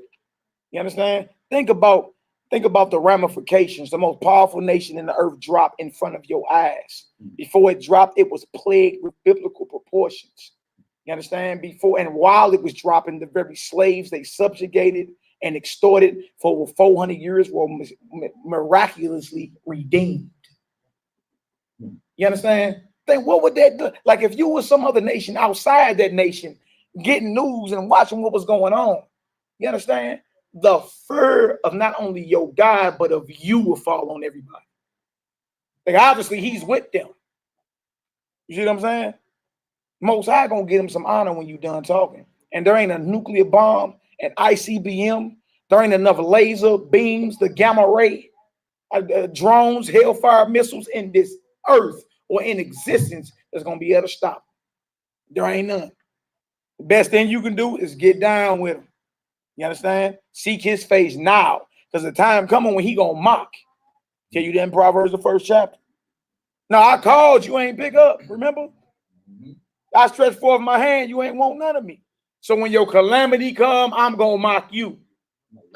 So we got people mocking now him and his people, right? But the day is coming when the Most High gonna say, I'm mocking you, my turn. Because when I called, none answered. No man regard. Stop playing with him. Stop playing. Seek him while he can't be found. All right, go ahead, 17. Verse 17. Yeah. As yet exalted thyself against my people, that thou wilt not let them go. Come on. Verse 18. Behold, tomorrow about this time, it sounds like a brother. Behold, tomorrow about this time will I cause it to rain a very grievous hail, such as have not been in Egypt since the foundations thereof, even until now. I was getting calls at 3 in the morning last night. Out of North County, boy, was hailing out of nowhere. It ain't hit where we was at. I was looking outside. I mean, I seen a little bit of lightning, whatever. The whole crib was getting tore up. Boy, Yaki hit me at 3 in the morning on WhatsApp. I'm like, boy, I can't hear you. I just heard all background static. Then I checked the WhatsApp, Sister Noe and Brittany, them in their comment, like, man, it's going down. What size was it? I don't know what size was the hail. Yeah. Golf ball size? Yeah. That was more size then. One of them gumdrops, one of them little jawbreakers, something like that. Hey, but trip off that. Trip off hula hoop size hail. Trip off a hula hoop size hail falling out the sky mixed with fire.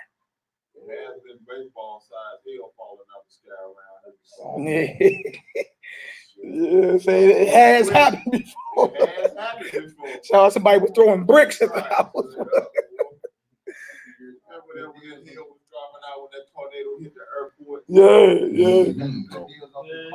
Yeah. All that dental insurance. All the call outs was destroyed.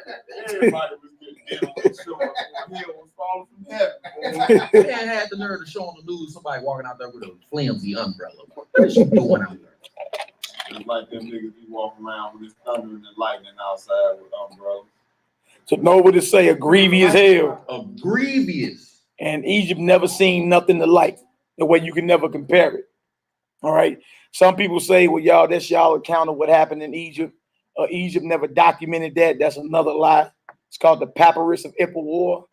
Egypt documented its destruction. And it'll blow your mind how much of it line up with Exodus, blow by blow. If we get some time at the end of this, we'll pull it up. And we'll show the Exodus side and then the Egyptians chronicalizing plagues that are hidden, you understand, that's describing what we read in Exodus. So shots fired at the Egyptologists talking about, remember we had that years ago, remember? It's called the War Papyrus. You dig? So we might pull it up before the end of class, you know what I'm saying? Just to give even our people in this hour who are still on the fence. Like, I mean, the stories sound good, but, you know, ain't no proof Egypt didn't document it. It did. Actually, they did. The War Papyrus. Hey, everything from blood to hell to the destruction of the firstborn is all in there. All right, come on, Hebrew. Let's get verse 19. You said what, Nick? Right in the act. That's right. The book of Exodus, chapter 9, verse 19. Sin therefore now and gather thy cattle and all that thou hast in the field. For upon every man and beast which shall be found in the field and shall not be brought home, the hail shall come down upon them, and they shall die. No, you better gather everything in, because if it's outside, it's going down, right? Go ahead. Verse 20. He that feared the word of the Most High amongst the servants of Pharaoh made his servants and his cattle flee into the house. See, Pharaoh got servants, but they ain't the Israelites. He got other servants of other nations around him too. But you understand, like when things get to happening, you understand, like what they call the finger of God, the F5 tornado, something that's like a mile wide. Heathens call it the finger of God. You understand? Yeah. In other words, your God, when he moved, when the mighty one moved, it be all bets off. It don't even be no debates going on. It don't be no, well, hold on, because of the low pressure and the high pressure and the jet stream. You can say, you can leave all the educational talk at home somewhere. We gonna call it for what it is, right? And even your oppressor, when it get real, that's the finger of the Almighty right there.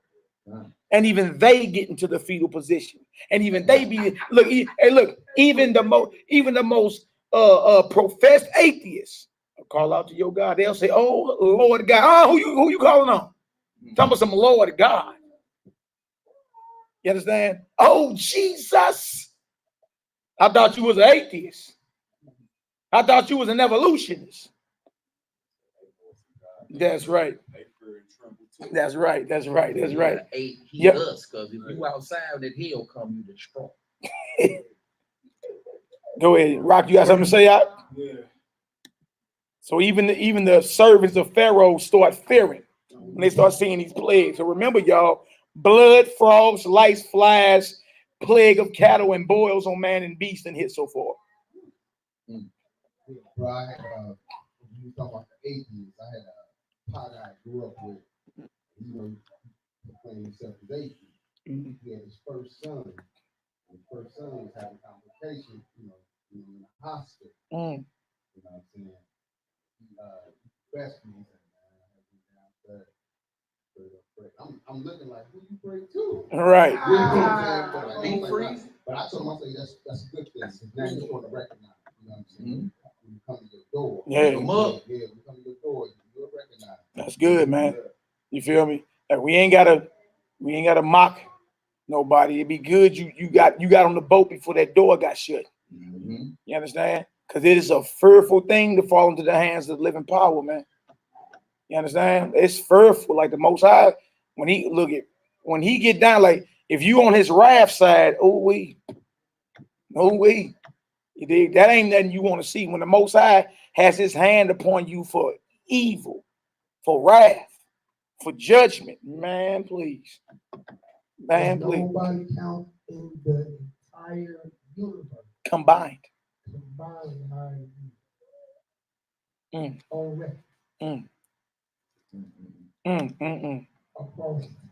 That's right. Come on, Knock, let's get it. Verse 21, chapter 9 of the book of Exodus. And he that regardeth not the word of the Most High left his servants and his cattle in the field. If you don't build your life based off the word of the Most High, you are like a mansion or a castle builded on sand. And the rain came, and the wind blew, and the house fell, and great was the fall of it.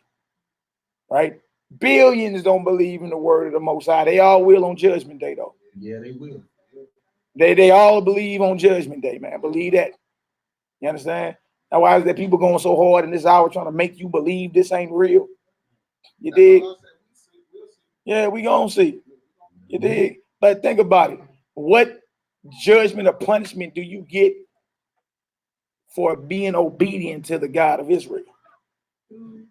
I mean, even in y'all other religions, am I punished for serving the God of the Bible? No. I'm saying, there ain't nothing written that I get punished for following this God. Now, ask me what's the punishment for you serving your gods. No, okay. Hey, we talking about bodies on top of bodies on top of bodies. There is no recorded written punishment for being obedient to the mighty one of Jacob. Not one. Not one. I'm better off obeying him now. You dig? And then just so happened we find out after we died in transition, that wasn't true. You dig? Then to play him like he ain't true now and then find out later he is. You understand? Because there's no recorded punishment or penalty for being obedient to the God of Israel, the mighty one of Jacob. Just like if they said next week is gonna be 10 feet of snow. We're gonna prepare. That's right. You see what I'm saying? So why not we prepare for the life after now? That's what we do. Prepare for the next life after. And you saying that you're not gonna get yourself prepared, let's see. We'll see what happens. That's right. Logical 93 doing the Passover. You dig? Or if you around, you know what I'm saying, anytime before or after the Passover. You know what I'm saying? We can get it done. It ain't no problem. We lay hands and get her done around her. How do you stack riches in heaven? It's a good question, bro. Bring it out, brother. Man, that's the only way you can stack riches in heaven is by keeping his commandments. That's right. That's the only way. That's about 20, 40, 50 scriptures on that. Hey, Lebanon over here flipping like, oh. All right, come on, Hebrew, let's get it. Verse 22. And the Most High said unto Moses, stretch forth thine hand toward heaven, that there may be hail in all the land of Egypt, upon man, upon beast, and upon every herb of the field. Wow. Throughout the land of Egypt. Even the herbs got to go, huh? Wow. Go ahead. Verse 23. And Moses stretched forth his rod toward heaven, and the Most High sent thunder and hail, and the fire rained upon the ground, and the Most High rained hail upon the land of Egypt. So we got hail mingled with fire. So it ain't just like what y'all went through last night. You know what I'm saying? Little jawbreaker size, you know what I'm saying? Things of ice falling out the sky. Mingled with fire. Brimstone sound what you've been talking about. Yeah. See, brimstone savage. A brimstone baptism, boy. Serious. Can you imagine one of them cracking your skull? Man. Speak up. What the mic? Who got the mic? I'm just sitting here just thinking, man. You know, again, Lord knows my finite miniature peon mind can't fathom the power of my side.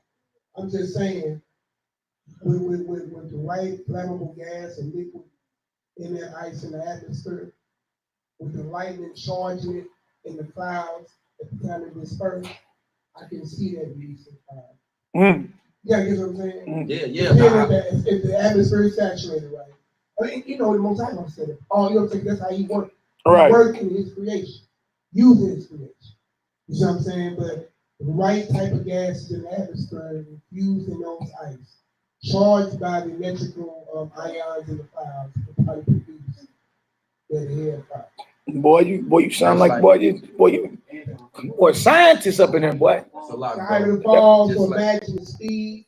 Don't get that hula hoop size with fire. Talking about 75-pound rocks, bro. Just like I was watching on the History Channel, brother. So like I was watching on the History Channel, the heathen was showing that the brimstone that's still over on the ground in Israel is still burned, bro. Yeah, Sodom and Gomorrah. Fire. Yeah. Blue fire, bro. So he straight took a couple of pebbles and blew it. The fire wasn't even orange or nothing, it was just blue. So yes, it's very possible. I seen that. They were talking about Sodom and Gomorrah, y'all. Sodom and Gomorrah to this day is littered with chunks of brimstone. To this day. And if you read its description before it was destroyed, it was a very prosperous area over in Israel. Very, very prosperous. You know what I'm saying? Man, this deal is littered with chunks of brimstone. The Most High left evidence in the earth of his destruction. Proof. That's what it is. Yeah.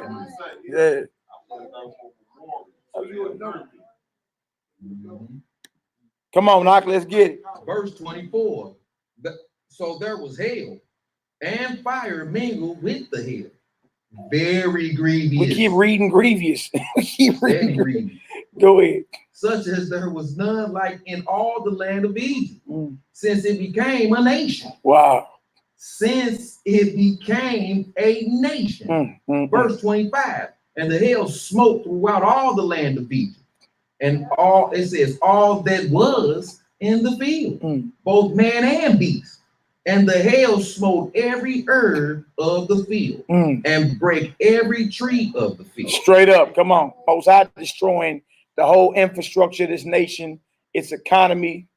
You understand? Every aspect of the nation, all branches of government, the economy, stock market, barter and trade, everything, and their worship. All their gods are getting hit at the same time. You ain't playing. Look, join the side of the Most High. They're the mighty one of Jacob, period. Other than that, you ain't nothing but a dead man walking. All right, go ahead. Verse 26. Come on. Only in the land of Goshen. Only in the ghetto. Only in the land of Goshen. What a bruise at. Only in the land of Jury. Hey, Goshen. Trip off there. That's where we was at. We was in Egypt, but of course, remember, it's a separation between you Egyptians and you Hebrews. Even how we live to this day. You understand? No matter where we at, they call it white flight. They get about it in a few years. And then this Negroes all out where they used to be at. Tell you in 11th chapter. Yeah, there's a difference. So where the Most High chosen people were at living, where the Most High chosen people was at living, they were not suffering from the plagues. You understand? How powerful is that? To know that the Most High loved you so much that he can hit a land, but where his people since relocated at, they good. Hey, that's the Most High heart machine. You heard me? Taking direct hits. Hey, right. Hey, but see, you ever wonder, trip off that, when tornadoes hit around St. Louis, major tornadoes, and them heathens all the way out there get flooded. But look, them tornadoes never tapped down some Martin Luther King. They never tapped down King's Highway. Trip off that. To this day, the Most High is letting you know, even when I bring what they call a natural disaster, for the most part, his people straight. His people really don't even be getting touched by it. I wonder why that is. Come on, Hebrew. Verse 26. I'll go ahead, Nate. Oh, you got something? Yeah, definition, ghetto. You can find this in the Merriam-Webster dictionary. It says a quarter of a city in which Jews reside. Look up jewelry. You can see that. It say where the Jews reside. Jewry. Oh, wow, yeah. So it's awfully funny, boy. They understood back then that you Jews lived in the ghetto. And where they put you Jews at today? Man, come on, man. Verse 26. Oh, you got something up? He over there rapping cuckoo cow, man. No, he in my project stick. Well, they was Goshen, only the lonely, boy. Nothing going on. All the rest of Eden just finished. Verse 26. Only in the land of Goshen, where the children of Israel was there no hail. Yeah. Verse 27. And Pharaoh sent and called for Moses and Aaron. Hey, y'all gotta come. Yeah. See? Verse 27. And Pharaoh sent and called for Moses and Aaron and said unto them, I have sinned. What did he say? I have sinned this time. Wow, look at Pharaoh. The Most High is righteous. Ooh. And I am, it says, and I and my people are wicked. Well, you know. Now y'all look up, start looking up senators and heads of states praying in like an open Congress session or something like that. Praying and begging that the God of heaven will forgive the United States of America. They all over the internet. Trip off that. Again, my whole point being, it's redemption time when your enemy is admitting, look, we've been wicked. We've sinned against the mighty one of heaven. You understand? I and my people are wicked. Notice, even though this was his confession, that still didn't hinder the fact that it's redemption time. My people, let my people go so they can serve me. You see? When the pressure's on, man, when the pressure's on, they all get to confessing. Straight up. No, he actually found out what he was doing to the dear children of God. Yeah. Verse 28. And treat the Most High, for it is enough. I've had enough. I'm going to tap out. He tapping out, bro. Verse 28. And treat the Most High, for it is enough that there be no more mighty thunderings in hell. And I will let you go. and ye shall stay no longer. He said, man, pray to your God. Said that the other day. You know it's over when your enemy is start asking you, hey man, pray for me. Pray to your God. Ask him to let the pressure up off me. Pray to your God. Man.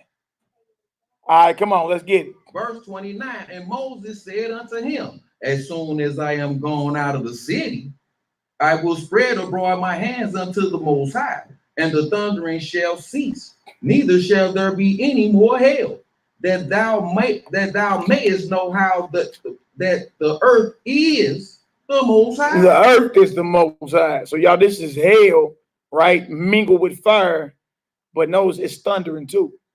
So this is thundering hail mingled with fire. Oh, wait, boy. All right, come on, let's get it. Verse 30. But as for thee and thy servants, I know that ye will not yet fear the Most High power. Verse 31. And the flax and the barley was smitten, for the barley was in the ear, and the flax was boiled. Verse 32. But the wheat and the rye were not smitten, for they were not grown up.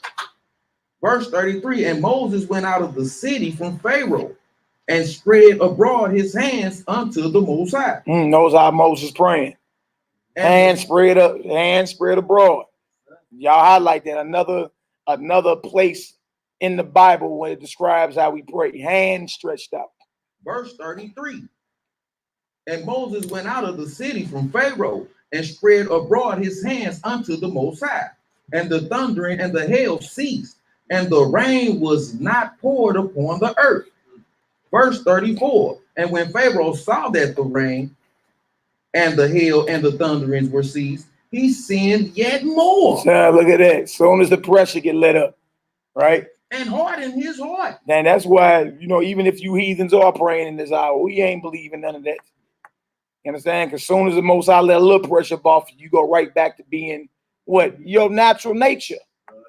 The heathen. He and his servant.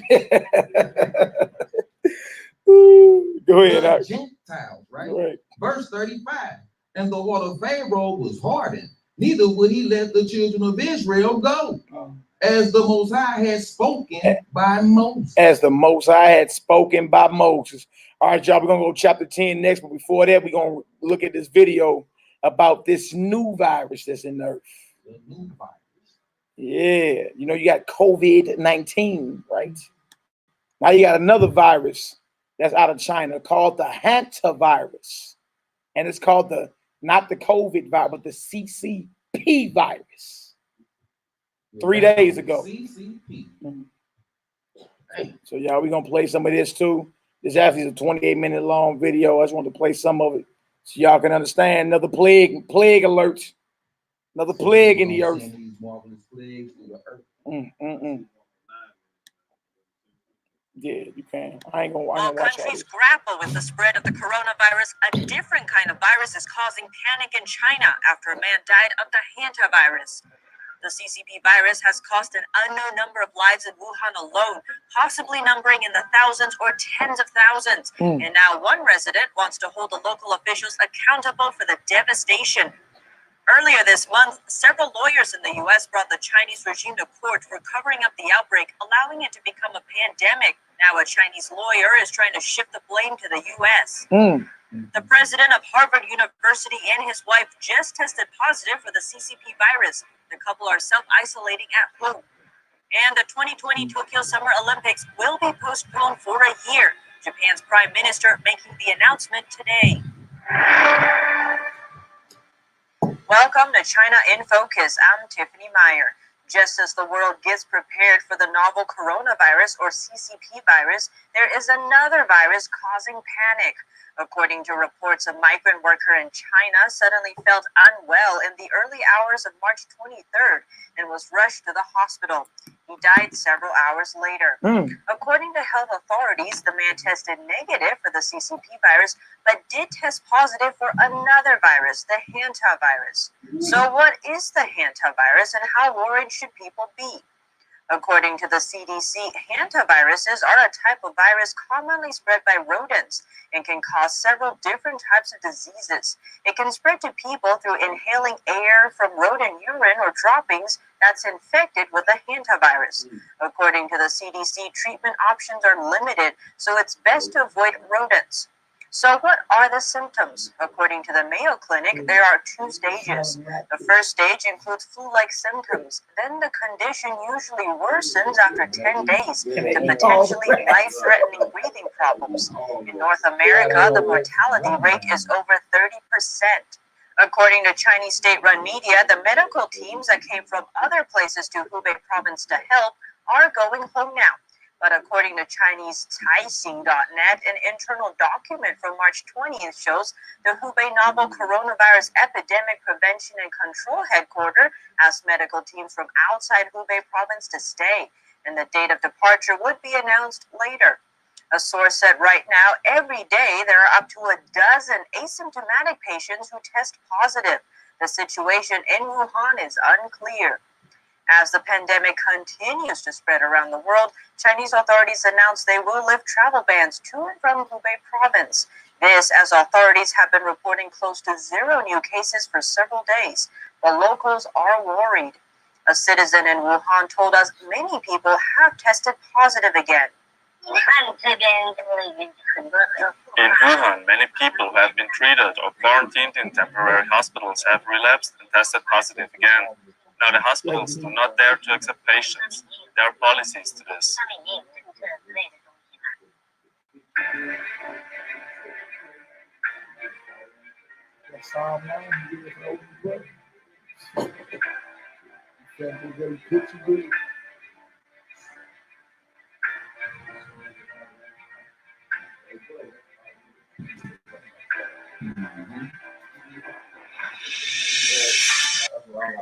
A big data analysis conducted by the University of Southampton research team in mid-February of 60,000 people who left Wuhan is lining up with how the CCP virus is actually spreading.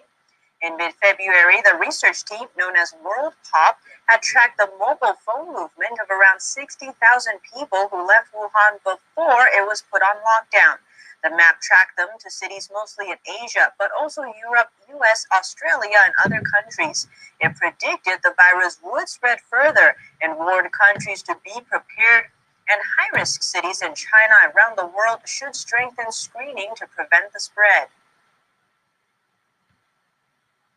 And a new report in France Radio International reveals how Chinese media create video programs showing international support for China. According to the March 22nd report, a media in China published an ad online in Chinese and English to hire one international student to make a video about racial discrimination against Chinese because of the novel coronavirus. The ad didn't specify what country, just indicated the shooting time would be 2 hours and the price 60 euros. In the Chinese version, the ad specifically states the need to face the camera and raise a sign, but did not mention what would be written on the sign. Yesterday, we reported about a photo circulating online of a banner which read, "Congratulations to the US epidemic," and wished the Japanese epidemic a smooth, long sailing. It was posted on a restaurant in China. This photo is now going viral in Japan and aroused anger among the Japanese. Yesterday, the owner of the restaurant was fired from the company. A netizen wrote, "Authoritarians indoctrinate people with hatred of foreign countries in order to redirect the anger of the people toward foreign countries. People do not understand the intentions of authorities and think they are patriotic by criticizing foreign countries. They don't know that the rulers don't need you to be patriotic. They only need you to obey and keep silent when being oppressed." The CCP virus spreading from Wuhan has caused an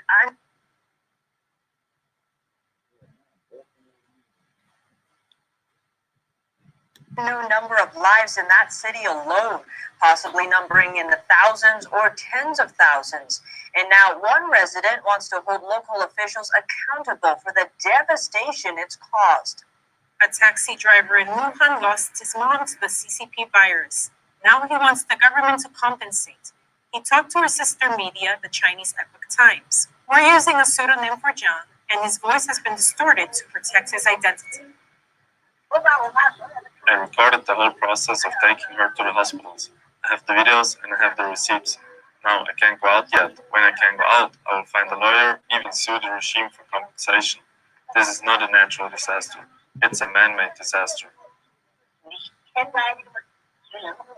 He took his mom to 3 hospitals. At the last hospital, they waited an entire day for a bed. Soon after his mom was admitted, her condition turned critical and she passed away. He blames Wuhan officials for covering up the outbreak in its early stages. First, concealing that it happened, and second, saying it wouldn't spread between humans. They suppressed the 8 whistleblowers. The Public Security Bureau said they were spreading rumors. Of course, we trusted the Public Security Bureau. Then an expert came out and said, it can't transmit human to human, nothing to worry about. That's how it got so bad in Wuhan. This is completely due to irresponsible acts of government officials. He pointed to one person particularly deserving of blame, Wuhan Central Hospital's Communist Party secretary, Tsai Li. The party secretary in the Central Hospital, she didn't allow the doctors to talk about it. They couldn't even wear face masks. That's why the Central Hospital suffered the most losses. Zhang said these officials, and especially this party secretary, should answer for this disaster. For regular folks, if you drive under the influence and endanger the public, you'll be sentenced at least 6 months, even without hurting anybody. Her action resulted in so many deaths. He added, since his mom got sick, he had to deal with various officials of the Chinese Communist Party. He said in his experience, these officials would rather deflect blame than take full responsibility for what they do. A lawyer from Wuhan, China, is suing the U.S. government for bringing the CCP virus to Wuhan. The lawyer is asking the U.S. to pay for the economic loss he suffered and for President Trump to publicly apologize to him. A Chinese lawyer named Liang Xuguo is trying to bring President Trump and other U.S. officials to court for spreading the virus. The CCP virus first appeared in Wuhan, China last December and has since infected 400,000 people around the globe. But the Chinese... Now that's deep. That's deep because Trump himself is on record calling this the Chinese virus, right? But look, y'all see over there, they straight letting it be known the U.S. is responsible for bringing this deal over here. So y'all, what we talking about here? Germ warfare. Germ warfare is what we talking about here at its highest. You feel me? And it seems as if it done backlashed on them because a lot of elites supposedly, you understand, are being hit. So we got another virus in the earth, the hantavirus. As y'all can see, the Most High ain't playing no games whatsoever, shape, form, or fashion. All right. I want to get into before we get back to Exodus, I want to go to 2nd Ezra and the Apocrypha real quick. Y'all watch the rest of that video when y'all get a chance. All these videos are like 3 days old. This is a brand new virus supposedly being hatched out of China again. All right. Yeah, think about all the viruses over the years. SARS, severe acute respiratory syndrome, MERS. That was back in like 2016. MERS. Yeah, you said what? Yeah, the MRSA virus. Then you got the H1N1 swine flu. You understand? Then the mad cow disease. Think about it. West Nile, Ebola. What happened to Ebola? Everybody talking about this. You got that Ebola. What happened to the Ebola? Germ warfare is in this earth. Believe it or not. You understand? And y'all, you ain't seen nothing yet. Plagues on top of plagues is coming. But it's mighty poetic how the Most High is moving in this hour. I mean, the timing couldn't be even more better. You know what I'm saying? Man, tornadoes too, boy, told Mississippi a rear end a couple of days ago. The earthquakes, matter of fact, was a few earthquakes in West Texas a few hours ago. You understand? Yeah, it's going down, man. It's going down. Get the Most High the praise and the glory.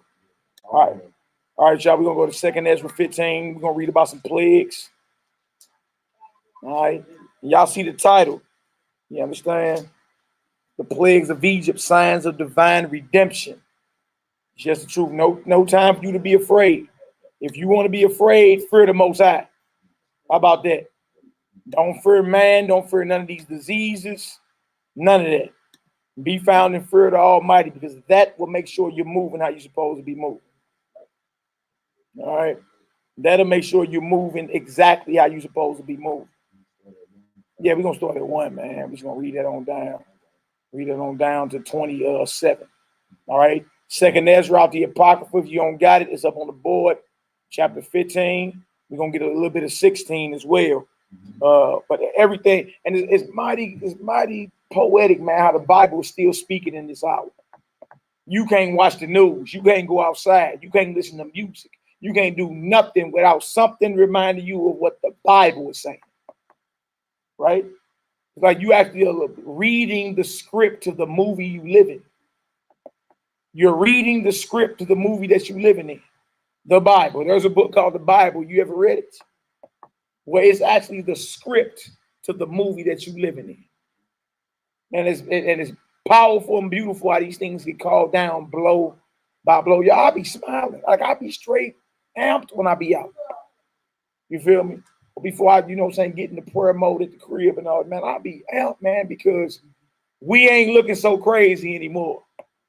If you really want to know what's happening in this earth, you better get with somebody that you know the Most High is dealing with. And say, what's going on, man? What is happening?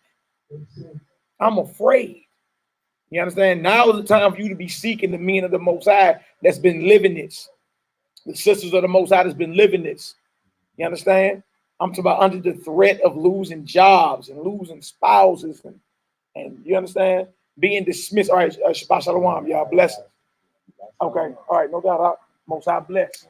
Honor y'all father and y'all mother. Love you, brother. Honor y'all Please, middle. man. Y'all drive safe too, man. That's it. I show a whole thing of what. All right, yeah.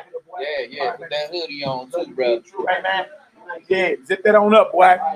Handle your business. Yeah, and this Bible is always gonna be the last resort to all answers. You know what I'm saying? They always go to everything when they search everything, and guess what? The last resort be go to the scriptures and find. That's right. You know That's what I'm right. saying? So yeah. You say what? The Buddha scrolls ain't talking in these hours. All them Hotep niggas, I ain't heard nobody reading them about no metal. I'm like, why when the plagues and viruses in the earth and the tornadoes and the earthquakes, you don't hear nothing about these Sinetta Negroes, nothing about these Baba Heru and Bobby Hemming. You don't hear what's that boy name that died? Yosef Ben Yakanan, Sarah Sutin Sedis and Young Pharaoh. Where they at in this hour? In the basement hide. Where they at in this hour?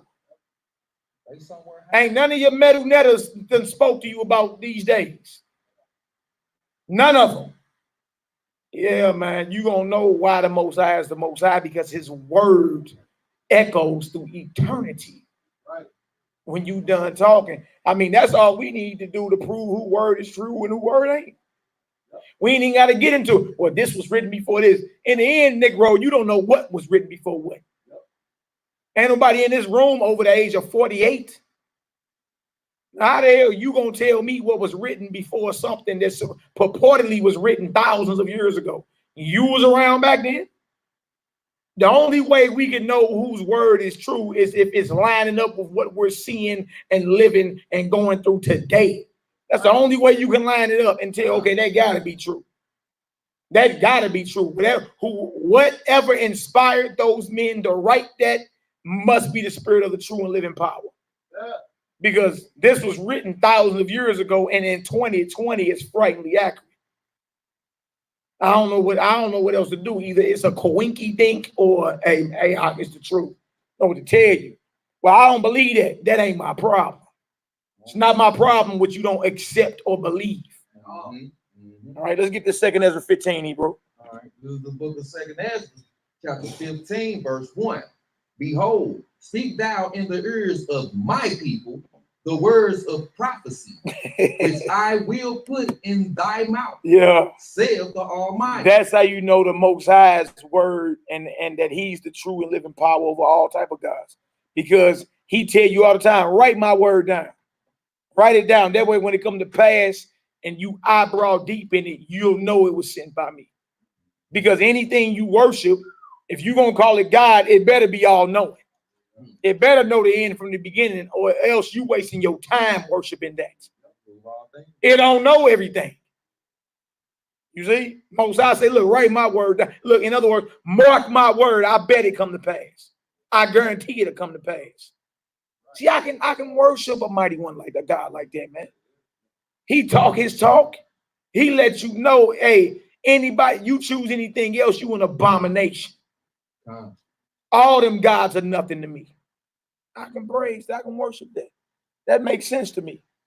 You understand? After all, if you are the mighty one and creator of all, wouldn't you be confident in your talking? Like, look, I created that. I did that. You mine. I killed nations for you. Right? Oh, you want to know if my word's true? Well, write it down. Watch it come to pass so you'll know. That makes sense for me, man. I don't even need no convincing behind that. Make all the sense in the world. Make all sense of the world. All right. Where we at, Hebrew? Let's get read 1 again. Yeah. Behold, speak thou in the ears of my people the words of prophecy, which I will put in thy mouth, saith the Most High. Come on. Verse 2, and cause them to be written in paper. Come on.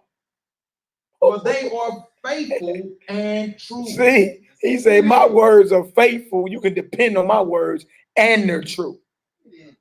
Write them down. And he told all his prophets, look, write that down. He said all the time, man, y'all need to write this down. Don't he always say that? Little bro always say, hey, man, y'all write this down. Go look this up. Yeah. Most High told John the Revelator, man, write all thou seest, for they're faithful and true. All right. Come on, Hebrew, let's get Verse 3. Fear not the imaginations against thee. Come on, Let not the incredulity of them trouble thee. Come on. That speak against thee. Incredulity means disbelief. Not credible. It's not credible. You just got to look for the root words with these big, long, stupid words, man. Yeah, that's right. That's right. If it say salt and Mika mean, you just know it's salt. You heard me? Hey, it's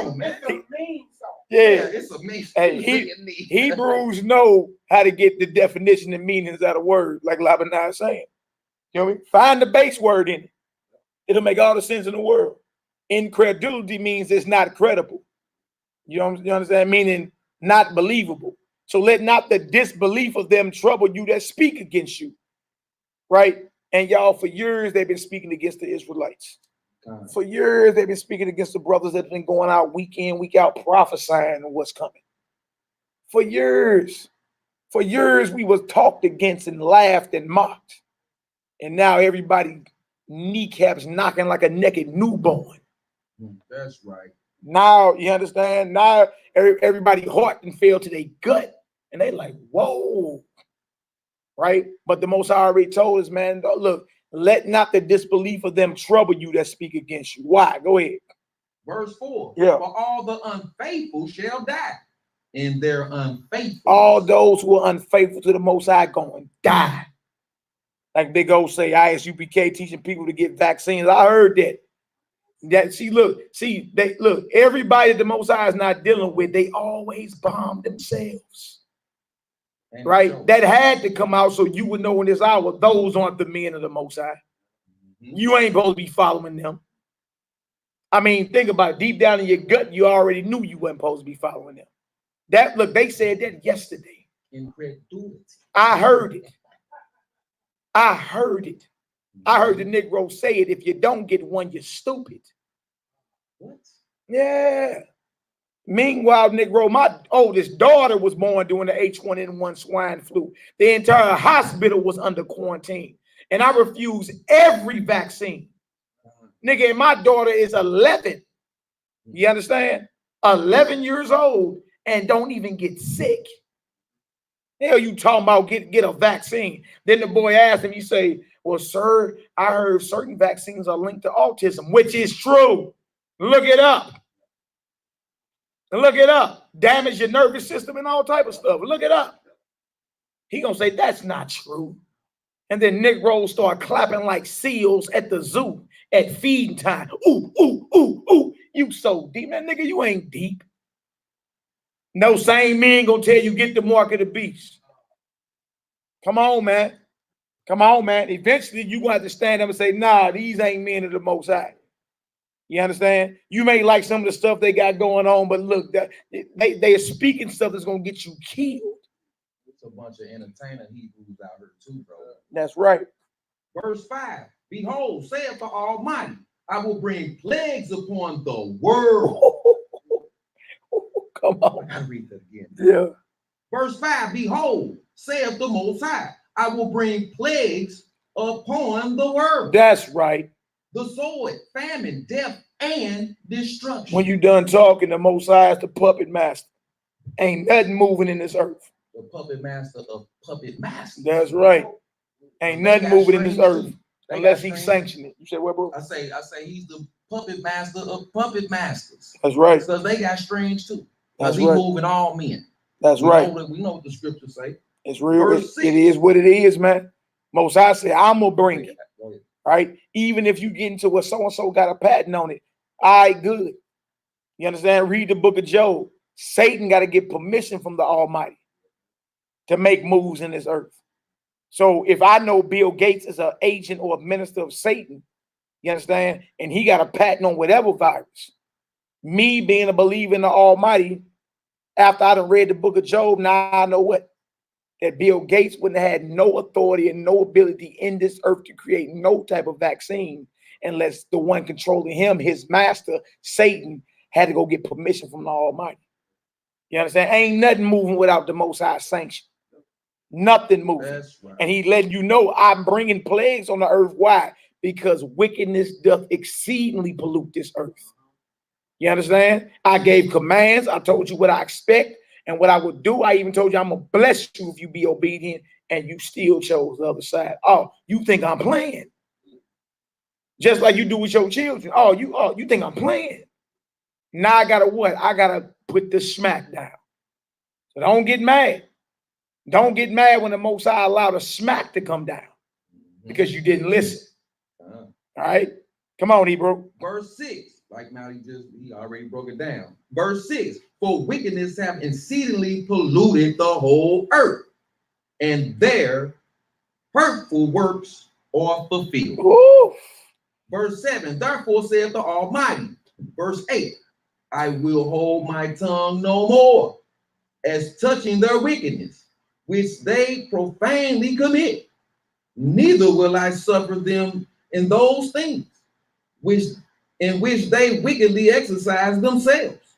Behold, the innocent and the righteous blood crieth unto me, and the souls of the just complain continually. Yeah, if you are just, if you someone that's righteous, you always are asking the Most High, how long until you bring judgment? He even said, innocent and righteous blood cry out to him. Souls under the altar, Revelation the 6th chapter.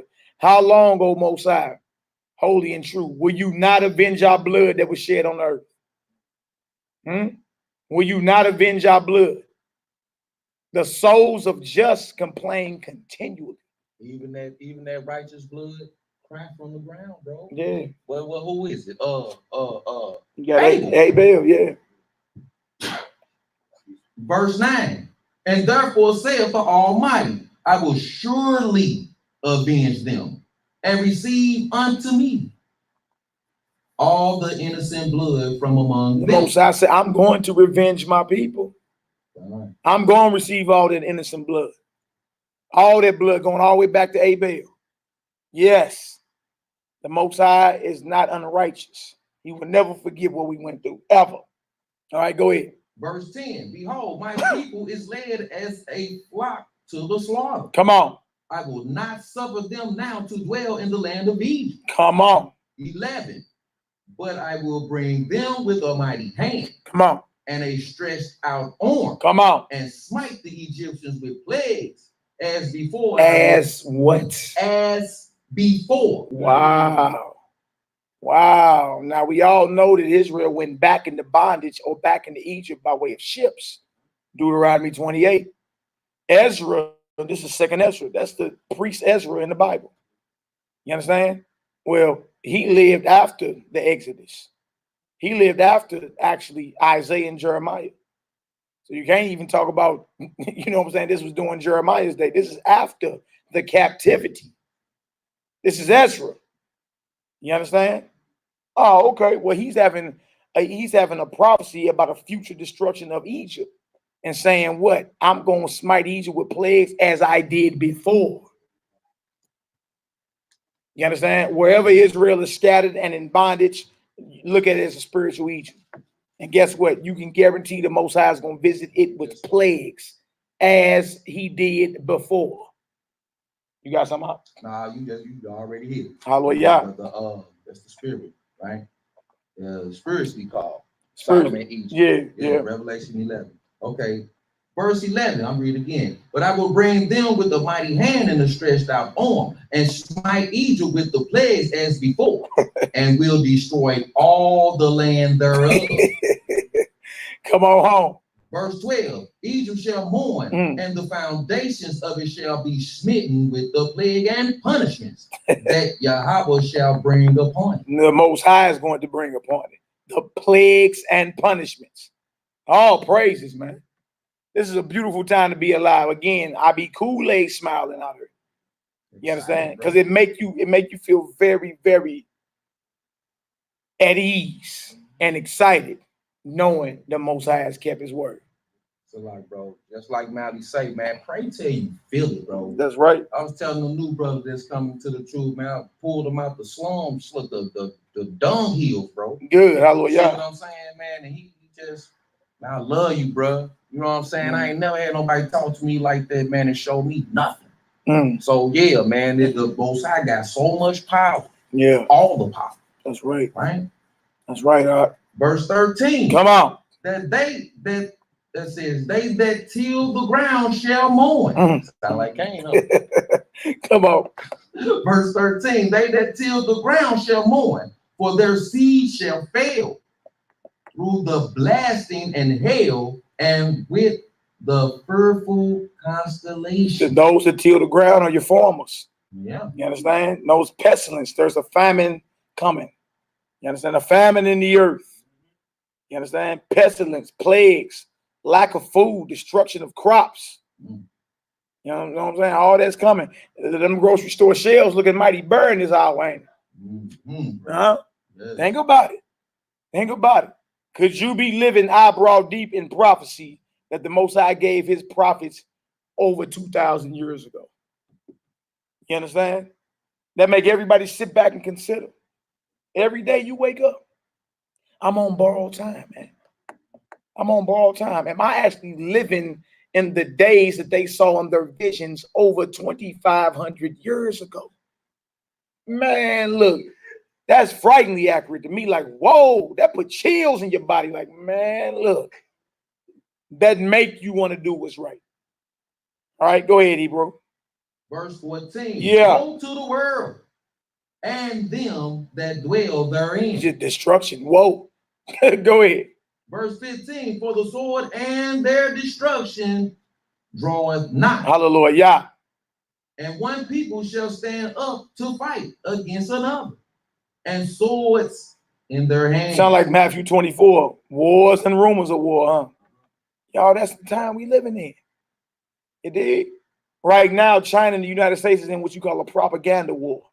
They all passing the hot potato. You spreaded the virus. You spreaded the virus. Y'all, that's leading to a war. Call it this and that. Yeah. Y'all, that's leading to a physical war. Yeah. They both are major players in the upcoming World War III. All your goods come from where? China. Go to Walmart. Mostly everything you got in your house that you've been buying out of Walmart made in China. Yeah, China got eminent domain in the United States. A lot of y'all don't know that. I mean, they own over 40% of the real estate here in the United States of America. China. You understand? So what better way to get up from up under their bootstrap but to declare that what? They started a plague. You understand? Because there's treaties involved here. There's treaties involved between the United States and China, trade pacts and all that, with fine print and certain stipulations that this goes on unless this happens. You understand? All bets off the table if an international plague is on the table now. Yeah, man, all these things lead to war. And that's why it's imperative for Israel to be loving on each other in this hour, man. Gathering together, chopping it up with your brothers and sisters, man. You be all right with your little petty disagreements. You be all right. You be all right. Hell, you disagree with your physical family on almost everything, but you still gather and love on them. Chop it up with them, and even die for a lot of them. You understand? It's time for Israel to become that nation the Most High is expecting, because he's kept his word. He's making his move in this earth. What are we doing? Still debating and arguing about what? I'm happy. Bro, what's good? Man, the prophecy's popping. What you mean what's good? Come on, Doc, let's get it. Verse 16, for there shall be sedition among men and invading one another. They shall not regard their kings nor princes, and the course of their actions shall stand in their power. Yeah, we see that from the invading of Iraq with Saddam Hussein, down to the invasion of Libya with Muammar Gaddafi, down to Trump getting in office and bombing whoever the hell he want to. That boy dropped a bomb called the Moab bomb, the biggest non-nuclear bomb in the United States arsenal. He dropped that sucker on Afghanistan, bro. Moab means the mother of all bombs.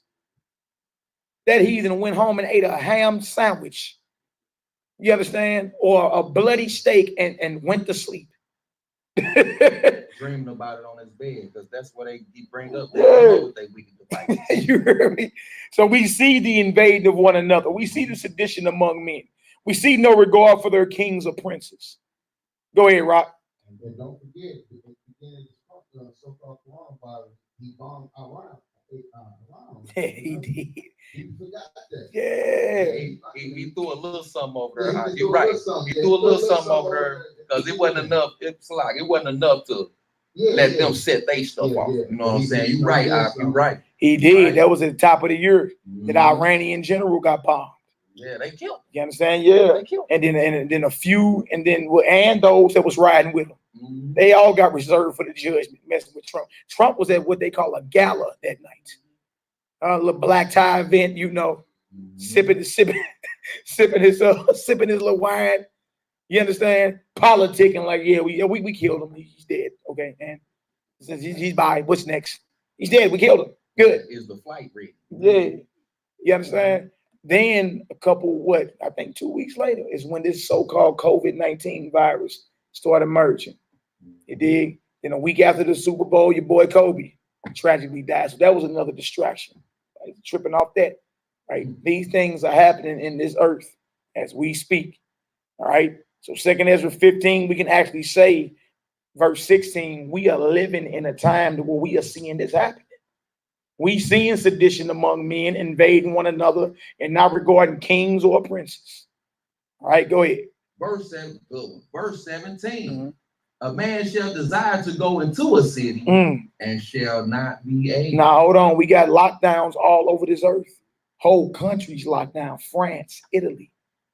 You understand? Mecca. Frighteningly accurate, bro. And some of them African countries. You know, I mean, even here in the United States, there's a lot of stay-home orders and self-quarantines and all that. Y'all, we live in this.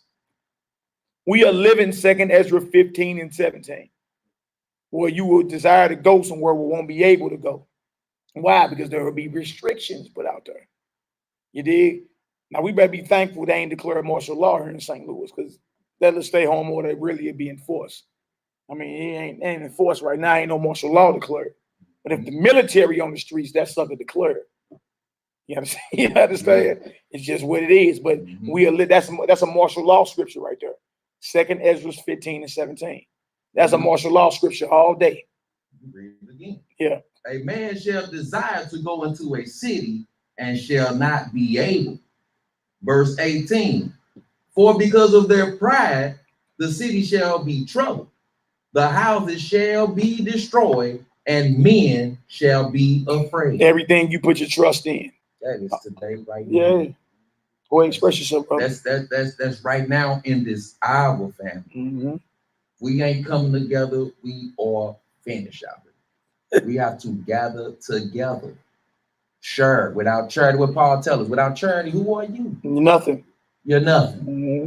You ain't got nothing. You ain't gonna never have nothing. You ain't gonna be nothing. Right? Yep. Come on, let's get it, brother. Verse 19. A man shall have no pity upon his neighbor, but shall destroy their houses with the sword and spoil their goods because of the lack of bread. Because of the what? Because of the lack of bread. Y'all see them fighting in Walmart over booty paper, boy? They banging over toilet paper.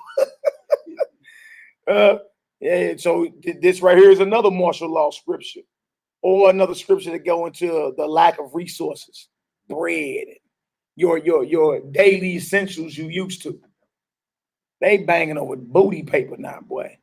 They banging over, you understand? God forbid the shelves are empty. Huh?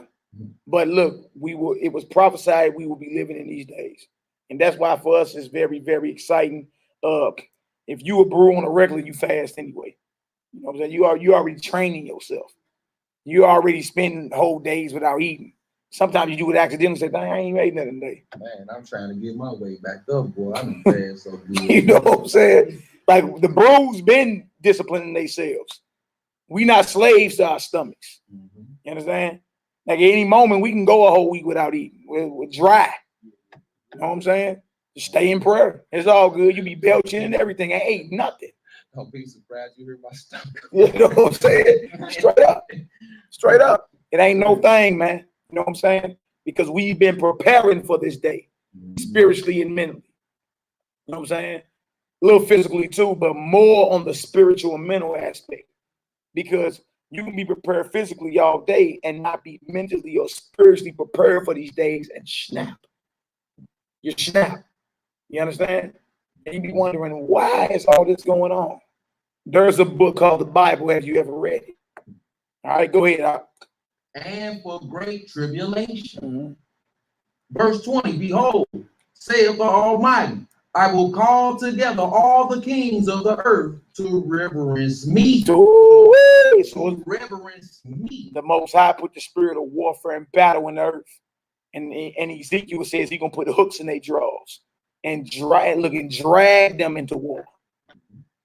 You see, and I used to always wonder, how would that happen? You understand? But all these superpower nations have political and financial interests in Iran, in Iraq, in Lebanon. You understand? In Saudi Arabia. They got political and financial interests. Example, that's like you owning property over there where they riding it. Don't you got to go protect your property? If not, you're going to lose out on your what? Your investment. You see, because of those strong political ties and the financial ties that Russia and China have with Iran. You understand? Have with a Lebanon, have with a Syria, have with a Korea, right? When the U.S. and the Western powers or the allied powers decide to go to war with that Libya, with the Iran, with the Syria, with the Korea, with the Lebanon, with Turkey. That's another power everybody sleep on. Guess what? Guess what? They naturally got to go to war because of their investments, because of their political and financial interests. You feel me? I either got me a puppet dictator over there, you understand? Or I got me some real estate or something going on over there. If you attack that, my investment, I will lose it. So naturally, I have to go to war and react. That's so poetic, boy. So when I read the most, I say I'm gonna put hooks in their jaws and make them all go to war. Now you can see why. From a carnal level, I see why you got to go to war behind that. You too heavily invested over there. China heavily invested in Africa. I see why you would have to go to war. You understand? Makes sense now. Oh wait, come on, Knock, let's get it. Verse 20 again. Behold, saith the Almighty, I will call together all the kings of the earth to reverence me, which are from the rising of the sun, from the south, from the east, and Libanese. That's like what's that? Like Liberia and Lebanese. Lebanese. I thought that may have been a Libya or something. I don't know. We can look it up. Okay. Wikipedia that did. Go ahead. To turn themselves one against another and repay the things that they have done to them.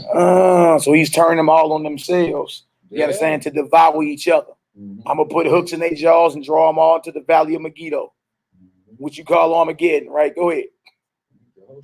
Yeah. Right. 21. Like as they do yet this day unto my chosen. Unto my who? Unto my chosen. Come on. So will I do also and recompense in their bosom. Thus saith the Most High power. Now trip off that, because what did Egypt do to the chosen people of the Most High? And what judgment came down behind it? So now the Most High is saying this thing done went worldwide. So guess what I'm gonna do? What they've done to my chosen, I'm going to repay all of them back to their face. Let my son go, or I'm going to kill your son. Most High ain't playing no games in this hour, boy. Right. None. Hallelujah. Hallelujah. Go ahead.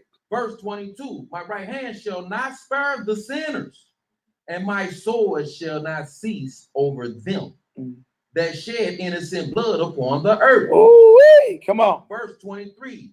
The fire is going forth from his wrath, and have consumed the foundations of the earth, and the sinners like the straw that is kindled.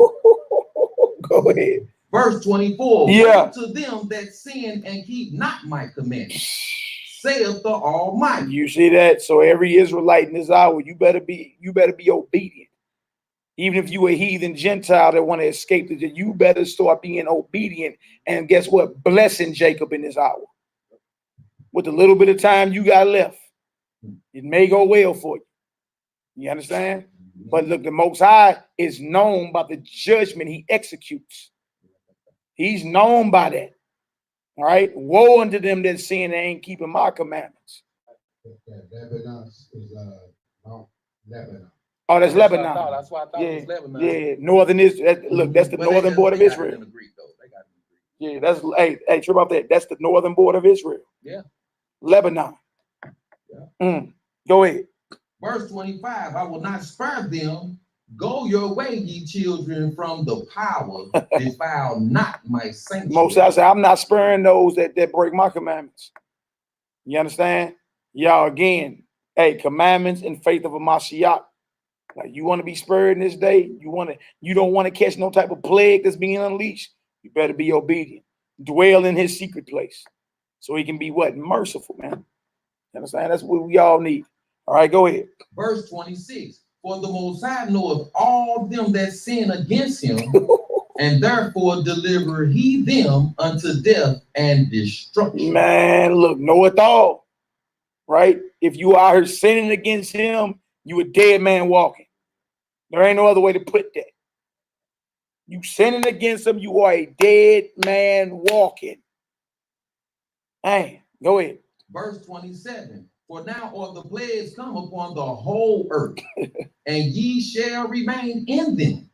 For Yahweh shall not deliver you, because ye have sinned against him. Straight up. So don't just be thinking, oh, just because you got melanin in your skin, that you ain't finna catch some type of sickness or a plague. That's not true. That's not true. Plagues in the whole earth. You understand? And the Most High will not deliver you if you out here breaking command. Out here willfully mocking the Most High and mocking his people. And the people he sent to straight teach his way. Stop doing that, man. Stop doing that. The Most High will not deliver us playing like that. All right. That's actually it for that right there. Let's get back to Exodus. So now y'all know plagues is in this earth. All right, we're gonna read Exodus 10, and we're gonna close it out. And then when I come back up again, we're gonna get into the rest of the plagues as well. Again, y'all, New Year, we leading into Passover. And these are the events that was hitting the most powerful nation in the earth right before our redemption, 3,500 years ago. You understand? And on a spiritual level, you can look at Pharaoh like Satan, his magicians and all them like demons. Moses like yourself going to war with them demons, going to war with Satan. and look, and commanding Satan, let my people go. Loose yourself above my brother and sister. Get up out of my mind with all that. You understand? Look, notice how Moses came to Pharaoh. Thus saith the God of Israel. Thus saith the mighty one of the Hebrews. Let my people go. Y'all, you can come against Satan the same way. You know what I'm saying? When you tempted to do wrong, you come against him the same way and command him out of your mind. I command you in the name of a Mashiach, loose yourself from about here right now. I command you, come with the authority because you have it. You understand? So you look at it from a physical standpoint and a spiritual. Like, be bold like Moses when you're going up against Pharaoh. Be bold like Moses when you're going up against Satan and his demons and his kingdom, knowing that you got the backing and the authority of the Most High. What eventually happened? Egypt fell. Kingdom of Satan fell. You understand? And Pharaoh and all his servants got what? Destroyed. You understand? The complete destruction of the enemy. All right. So we in Exodus, the 10th chapter. We're going to read this chapter right here. Who's in verse 4? Okay. We in Exodus chapter 10. Verse 3. Okay. All right, bang, got that up. Yeah, but this is the last chapter, and then we're going to go ahead and pray on out.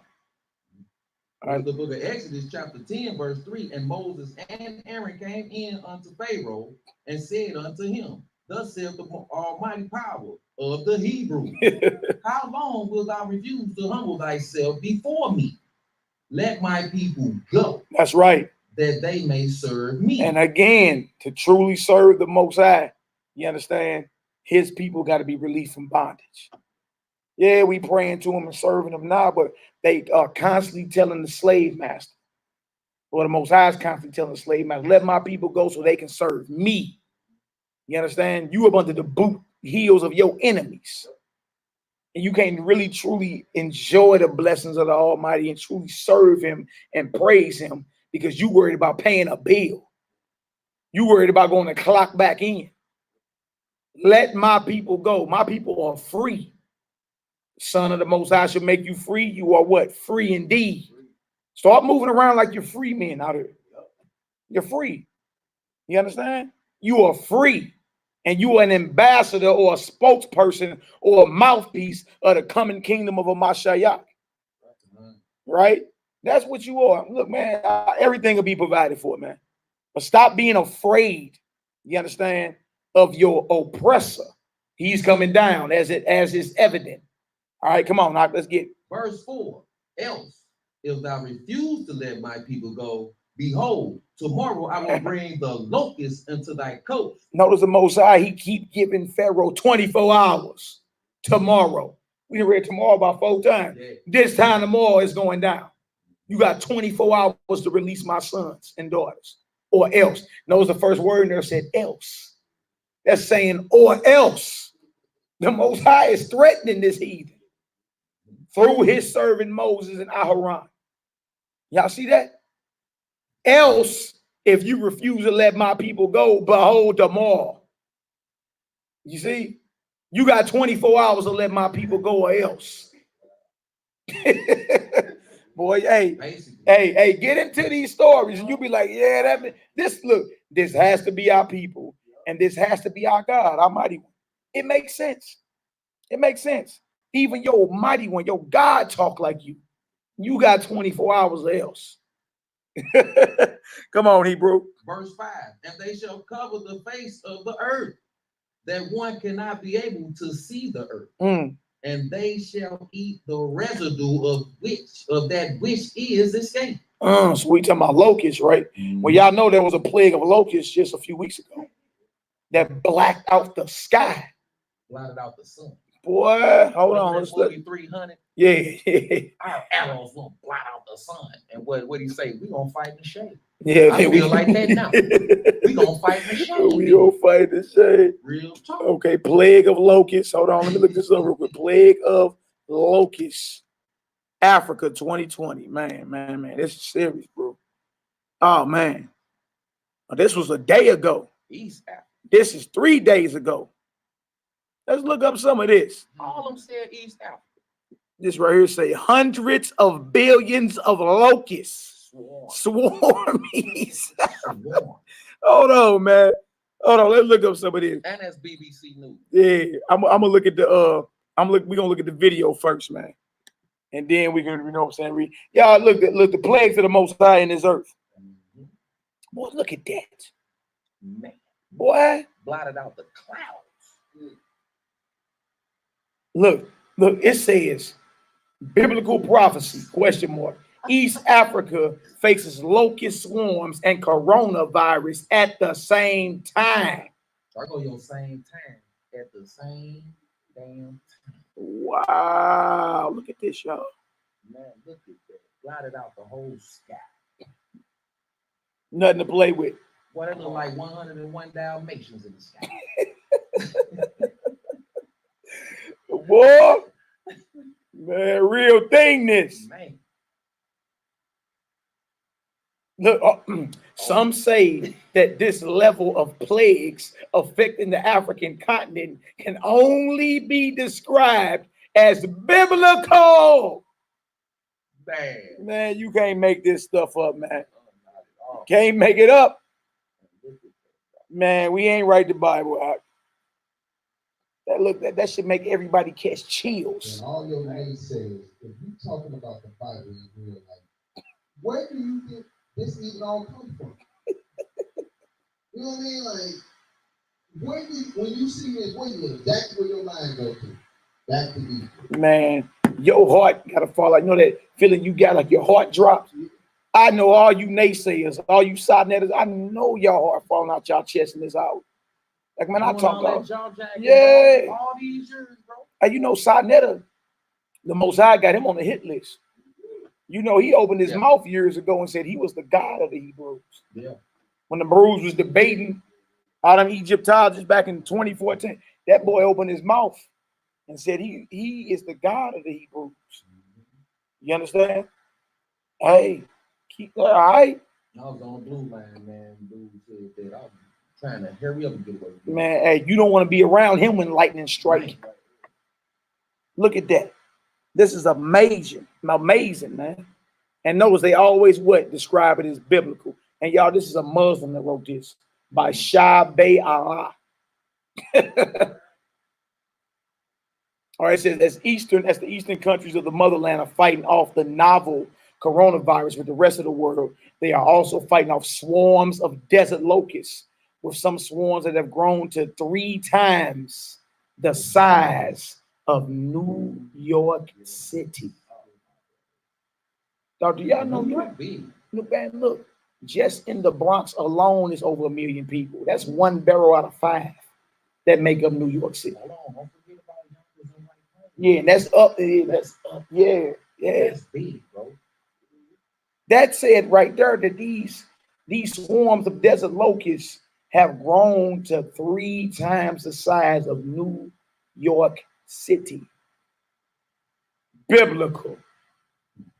So we see plagues in the earth. All right, the UN Food and Agriculture Organization, the FAO, warned that the unprecedented desert locust swarms will hit Kenya, Ethiopia, and Somalia, 3 countries hit hard by the viral pandemic. So you ain't just getting hit with the corona, you're getting hit with locusts.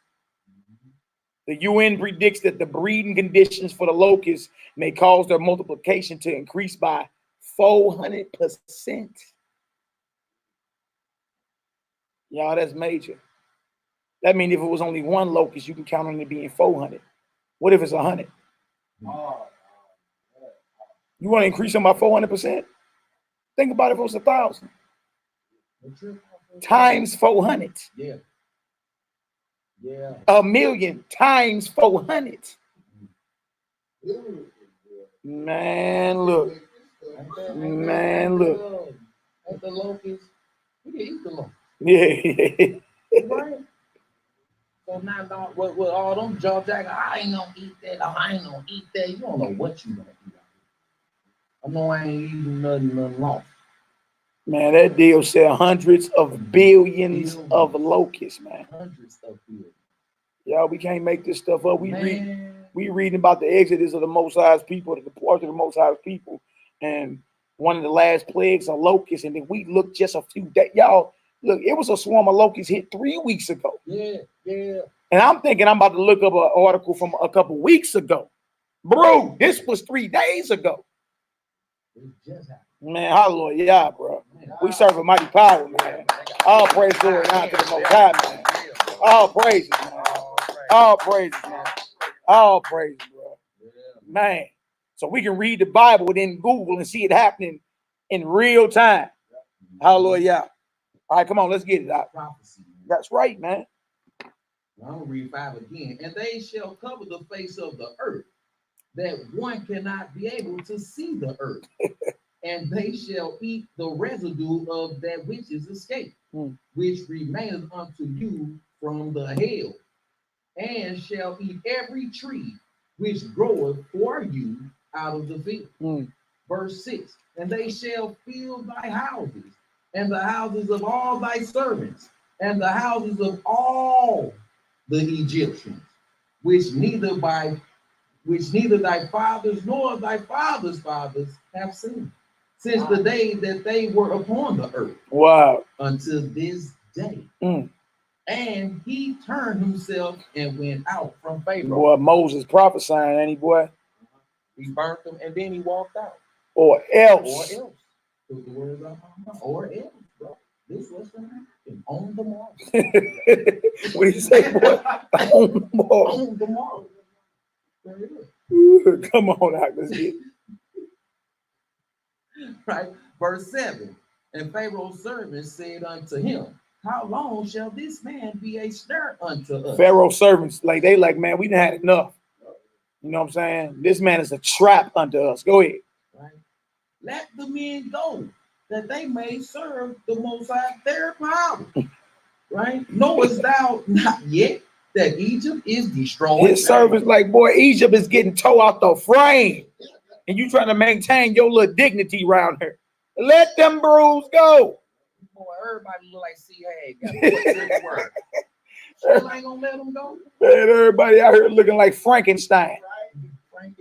You know what I'm saying? Everybody out here looking crazy, boy. Let them people go. The whole nation about to collapse behind your little pride. Yeah. Same thing with Trump and all the rest of the president, all of them proud, bro. Verse 8, and Moses and Aaron were brought again unto Pharaoh, and he said unto them, go, serve the Lord your God. But who are they that shall go? Verse 9, and Moses said, we will go with our young and with our old, flat out, with our sons and with our daughters, with our flocks and with our herds will we go. For we must hold a feast unto the Most High. See, this is the mindset of our ancient forefathers. We must hold a feast. We don't care what's going on. We feasting. You understand? Even if it's us keeping the Pesach in our own little private homes, we still are commanded to keep this. You understand? And those what Moses said. Look, we ain't negotiating with you. All of us leaving. Even our animals. Our flock. Why? We must hold a feast unto Yah.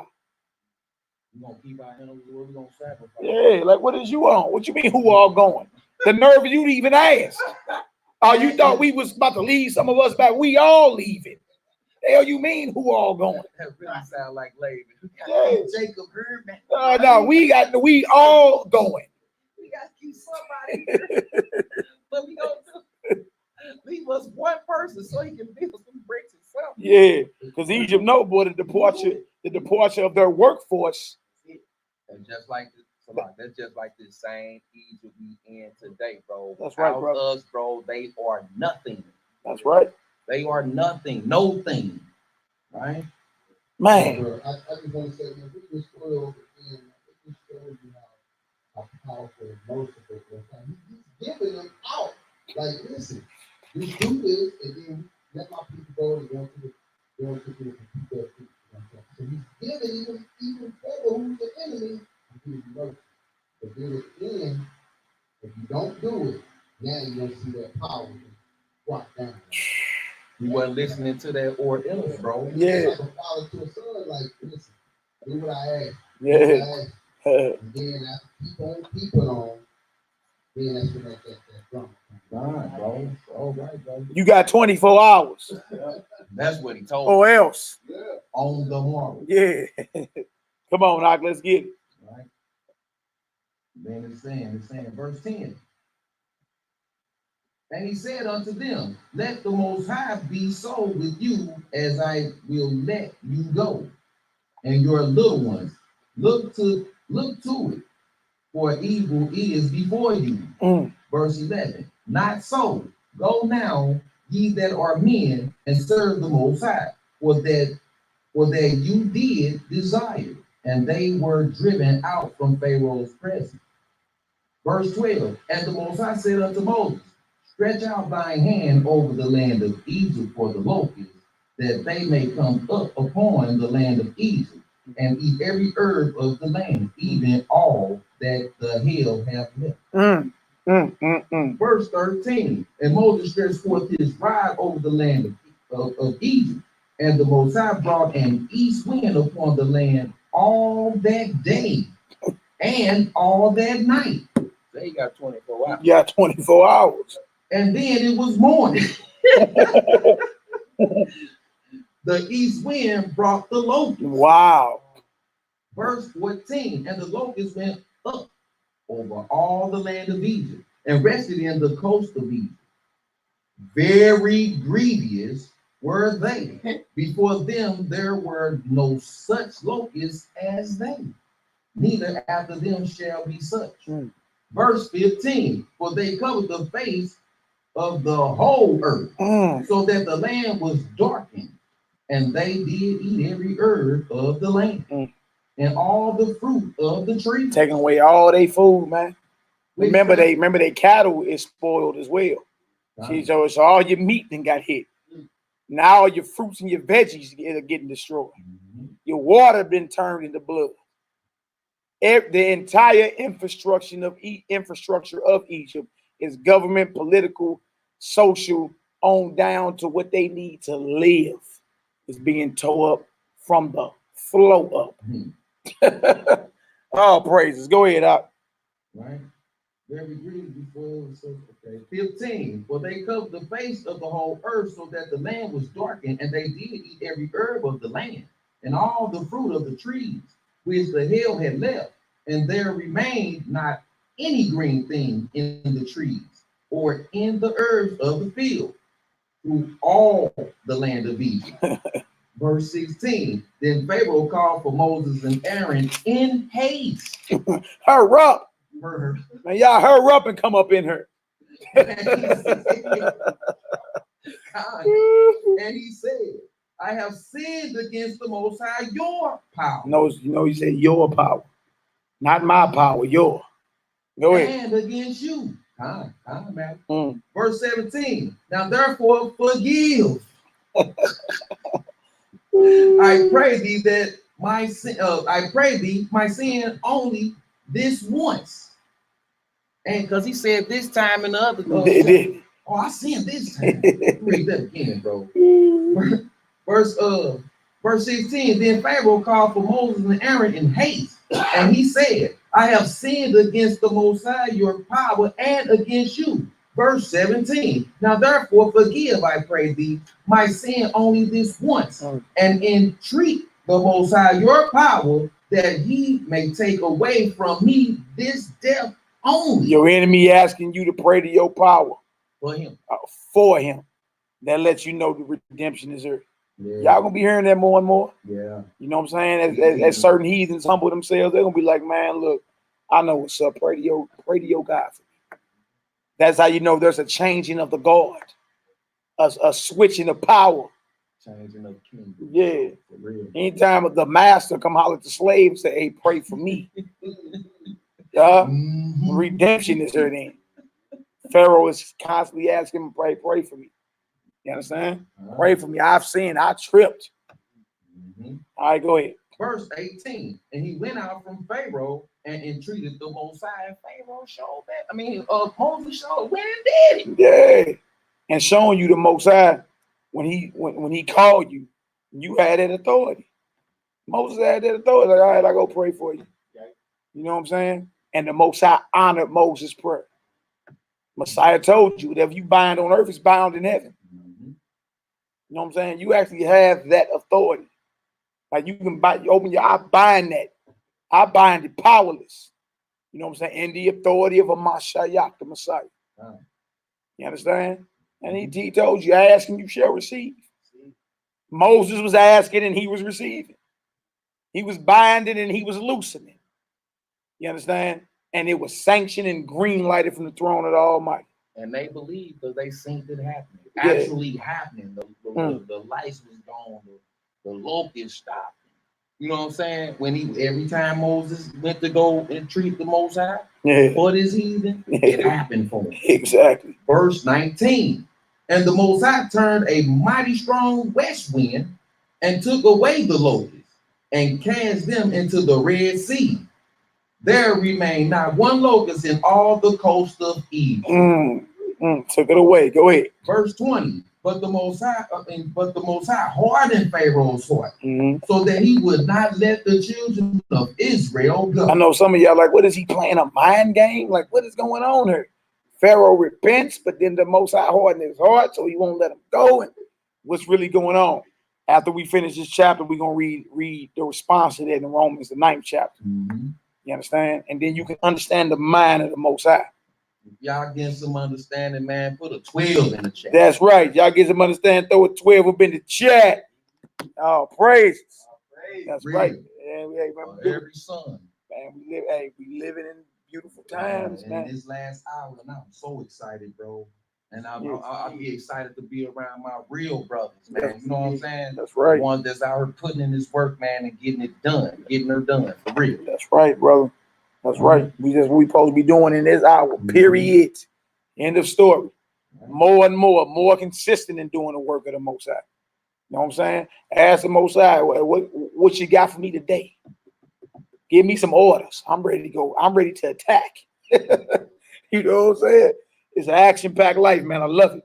All right, come on, Knock. Let's get verse 21. And the Most High said unto Moses, stretch out thy hand toward heaven, that there may be darkness over the land of Egypt, even darkness which may be felt. Boy, that's some thick darkness. That's some thick darkness, bro. He said, that you can feel it. Boy, that's darkness so thick you can chop it with an axe. You can spread it like a curtain. Yeah, you can straight feel it.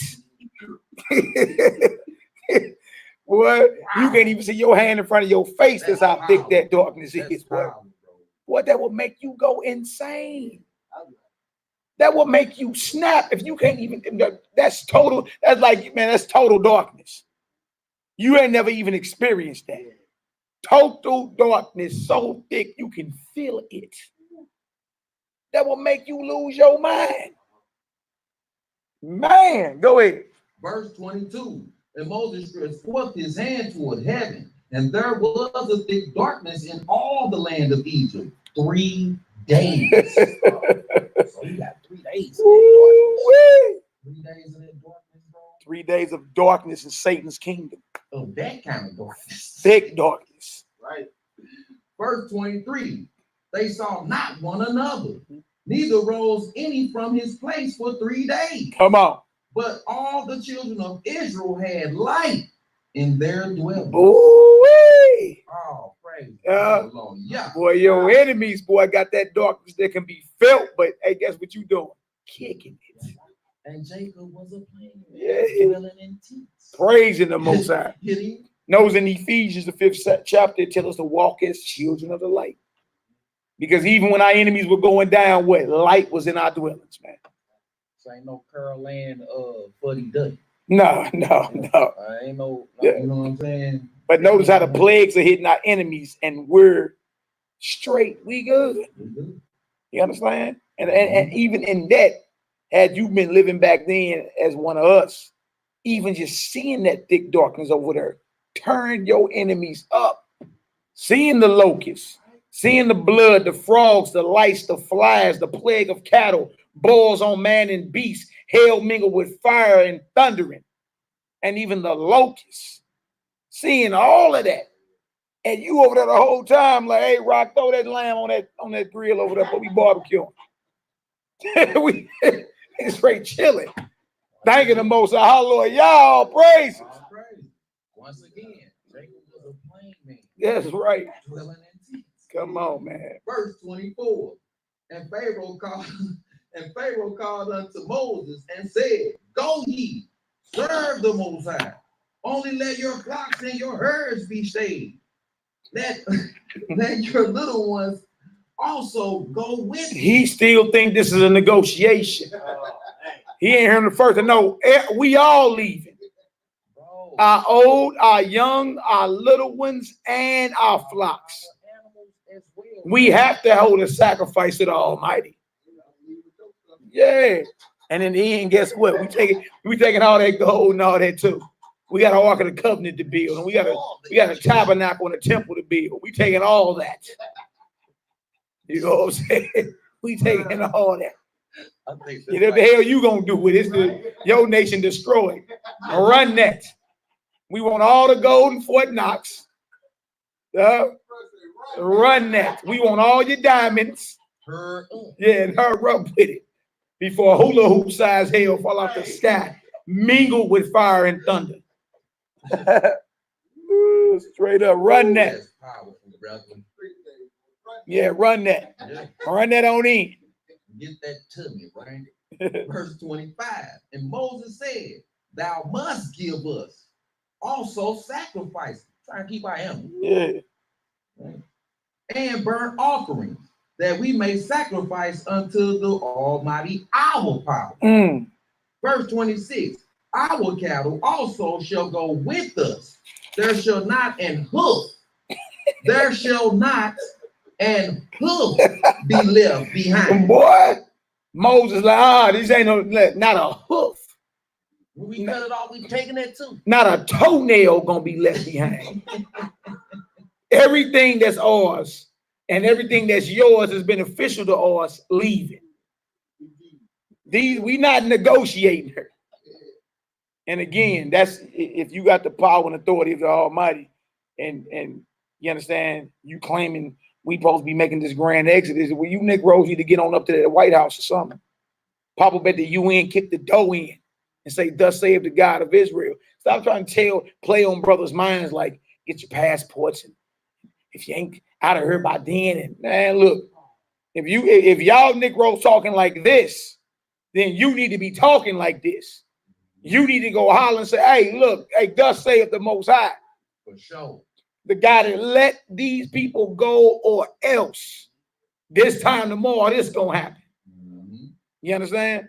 Again, I ain't never against traveling, getting out doing your thing. But some people try to play on your mind as if salvation is in travel papers from the enemy. You understand? No, the enemy gonna have to open them borders up, or else. That's what we read. You understand? Bring my sons and daughters from afar. Yeah. He that believeth on me, as the scripture have seen. That's right. Right. For therefore so I'm gonna read the whole thing again. Yep. Verse 26. Our cattle also shall go with us. There shall not an hoof be left behind. For therefore must we take to serve the Most High our power. That's right. And we know not with what we must serve the Most High until we come thither. Until we get there. Right. So we got to take all our flock. We ain't going to know what he requires. He going to require a goat, a lamb. I mean, whatever our flocks, you know what I'm saying? So in other words, we taking everything. Everything that you trying to keep, we got to take. Yeah, you don't run nothing. Right. Verse 27. But the Most High hardened Pharaoh's heart, and he would not let them go. Verse 28, and Pharaoh said unto him, Get thee from me, take heed to thyself, see my face no more. For in that day thou seest my face, thou shalt die. You hear that? You see that? Signed his own death warrant. You ain't gonna see. You right. You're absolutely right. You understand? But guess who gonna die though? Ooh, verse 29. Go ahead. Verse 29. And Moses said, "Thou hast spoken well. I will see thy face again no more." Thou was said. Thou was said. So it be. Next class we do, y'all, we're gonna get in chapter 11, chapter 12. We're gonna get on down to the splitting of what they call the Red Sea. You understand? So, you know, we kind of gradually building this thing on up. We done went through 9 plagues thus far, though. Yeah, Romans 9. That's where we going next, bro. Romans 9. So, because a lot of y'all may wondering, like, it sounds like the Most High playing, like, you know what I'm saying, a mind game here. Pharaoh will repent, but then the Most High harden his heart again. But we kind of read it earlier where the Most High say, for this purpose, I raised you up to show my great glory in this earth. You know what I'm saying? All right, so we're going to read Romans 9. We kind of need to read like 1 through 17, 1 through 18. Woof. Man, you got to kind of... We're going to read 1 through 21. Then we're going to close on out, man. We got to kind of, you know what I'm saying, lead it on in. Because even in Paul's day, you understand, people had them questions and people used to backbite, like, well, it say the Most High hardened his heart. You know what I'm saying? So in the end, you know, was it really a choice? You know what I'm saying? Like, what's that really all about? He will repent, but then the Most High will harden his heart. What kind of fair God is that? You know, you're going to hear all that from the naysayers. You know what I'm saying?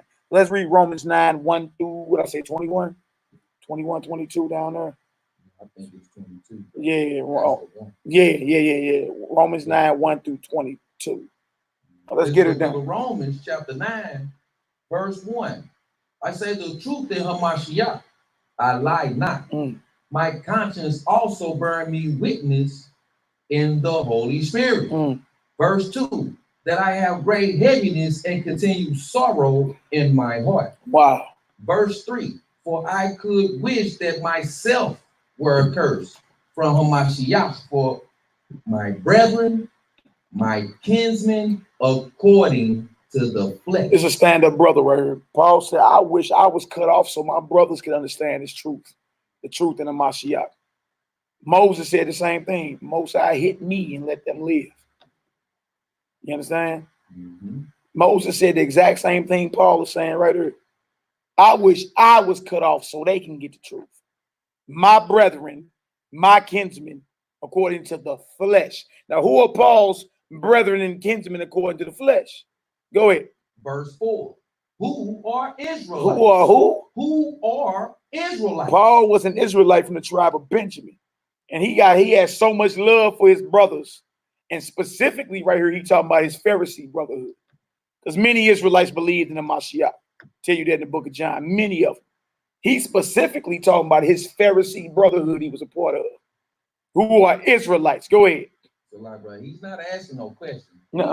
He's telling you who his brethren, his kin, according to the flesh. That's right. Because a lot of people get that twisted. Right. Like it's saying, who are the Israelites? No, he's saying his blood is Israelites.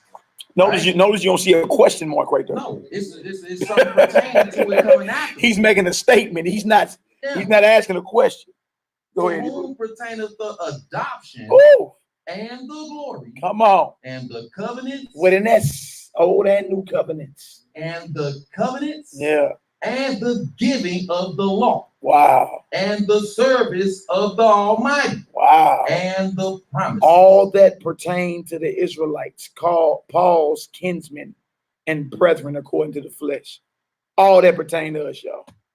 All of them. The promises, the giving of the law, the service of Yah, the covenants. Some people say, I'm under the new covenant. Both covenants got to do with the children of Israel when you're done talking. It says on the side, or testaments. Yeah. It say one. It said testaments. Yeah. Plural. Right? The glory and the adoption. All that pertain to Israel. That's powerful, man. Go ahead. Verse 5. Whose are the fathers? Yeah. And of who, as concerning the flesh, Hamashiach came. So Hamashiach came for who? the Israelites. Come on, man. It's simple. Take your little feelings out of it and just call it for what it is. A Mashiach is an Israelite. As according to the records, he is. Right? Come on, Hebrew. Who is over all. That's right. And I will bless forever. A Mashiach is over all. Over all. Beautiful. Go ahead. Verse 6. Not as though the word of Yahweh hath taken none effect. Come on. For they are not all Israel. Come on. Which are of Israel. Flat out, man. That ain't hard to understand. Sound like the 2/3 point. Yeah. There are Israelite devils. Yeah. That's just a fact. Yeah. All right. Come on, let's get it. Verse 7. Neither because they are the seed of Abraham, or they all children. See, trip off that. And that's another thing. You understand? Because you start reading certain scriptures and say, well, I'm a son of Abraham now because of this. Look, that just said right there. Neither because they are the seed of Abraham are they all children. That just cut that, bro. You know what I'm saying? Think about it. The Chinese are not sons of Abraham. Like, just be real with yourself. Come on, Hebrew, let's get it. Right. But in Isaac shall thy seed be called. Flat out, Isaac is the chosen. Abraham had many children. But just because you are a seed don't make you his child. Meaning where the promises and the blessings and the adoption and the covenants and all that pertain to. Just because you are a descendant of Abraham, and the whole world ain't descendants of Abraham. But a lot of the nations are. You know what I'm saying? Certain of a lot of them nations are. Sure, he had plenty of children, plenty of wives and concubines. He did. But just because you are his seed don't mean all the promises and the blessings that's coming in the world to come pertain unto you. It's a lot, bro. And it's another thing. It's another thing, Mally, like this, man. Right here where it's talking about. It says, but in Isaac shall thy seed be called. Yeah. Well, Esau seed of Isaac. Hold up. It said seed. Yeah, not seeds. The man that squirted 1,000,000 seeds, but 2 got in. Yeah. You understand? But he's talking about that one seed. That's right. Come on. But in Isaac shall thy seed be called. Come on. Verse 8. That is, they which are the children of the flesh. Abraham's other children. Go ahead. These are not the children of the Most High. Oh, that's direct. So Abraham, you know, I'm a descendant of Abraham. That these are not the children of God. Hold up, y'all. But come on. But the children of the promise. Oh man. But the children of the promise are counted for the seed. Jump back up to who the promise pertained to. Jump back up to verse 4. Verse 4. The book of Romans, chapter 9, verse 4. Who are Israelites? Come on. To whom which pertaineth the adoption and the glory and the covenant and the giving of the law and the service of Yahweh and the promises. Jump back down to where we was at, brother. Verse 8. Verse 8. That is, like it's continuing. Yeah. That is, they which are the children of the flesh. Abraham's other children he had with other women. Go ahead. Father of many nations. That's right. That's right. These are not. These are what? These are not. N-O-T. These are not the children of the Most High. Man, Rock, you back there smiling, boy. But the children of the promise are counted for the seed. Oh, Read 9 very slowly. Read 9 very slow. Oh, for this is the word of promise. Oh, man. At this time will I come, and Sarah shall have a son. Very clear. Very clear on which of Abraham's seed are counted as children of the God. Children of God. That's that 90-year-old seed. Yeah. You remember that almost 100-year-old seed. Yeah. That's why I said 4. Yeah. the seed. That's right. Right? And then you dealing with Isaac, and then with Isaac, he had 2 sons, right? And then you're gonna see a separation between them two, all the way down. Gonna break it down. All right. Now watch this. Come on. Verse 10. And it's not only this. Say, hold up, it's some more. It's some more, right? And not only this, yeah. But when Rebekah also had conceived by one, what's that by one? An Israelite. Yeah. Even by our father Isaac, who was counted for the seed. For the seed, right? Yeah. And we know Rebekah was a Syrian woman, right? Right. Go ahead. Verse 11. For the children being not yet born, neither having done any good or evil. Oh man. That the purpose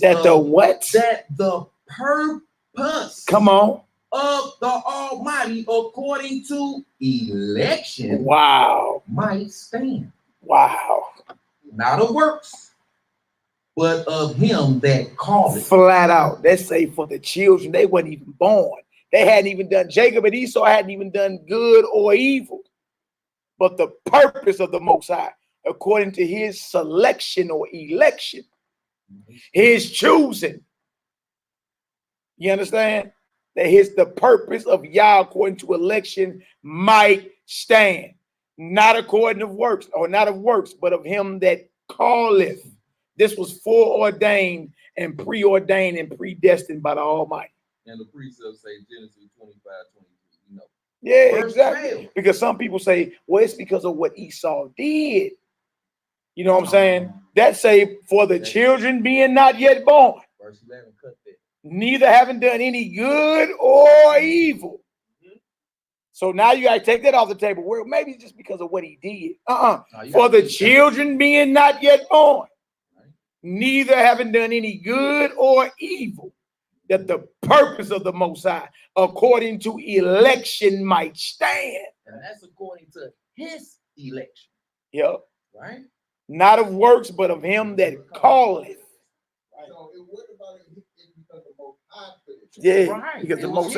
Because the Most High chose Jacob and rejected rejected Esau. Yeah. And before the children were born. Because he told her what was going to happen before the kids was born. Man. Here it is right here in 12. See how special you are as an Israelite. Man, dude. That the purpose of Yah might stand according to election, man. Not of works, but of him that called you. Before they were born, before they had even done any evil or good, it was already chosen. Most High choose Jacob. You know, we was the perfect design. Watch this.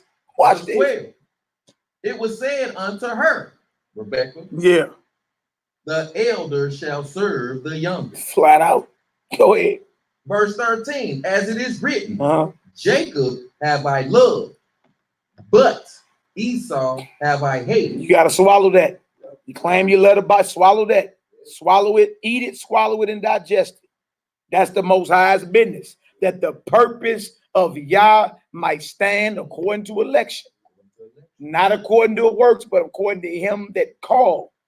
Before the children were even born, before they had done any good or evil, the Most High had already loved Jacob and hated Esau. That's the Bible. And that's the New Testament. All right, go ahead. Verse 14. What shall we say then?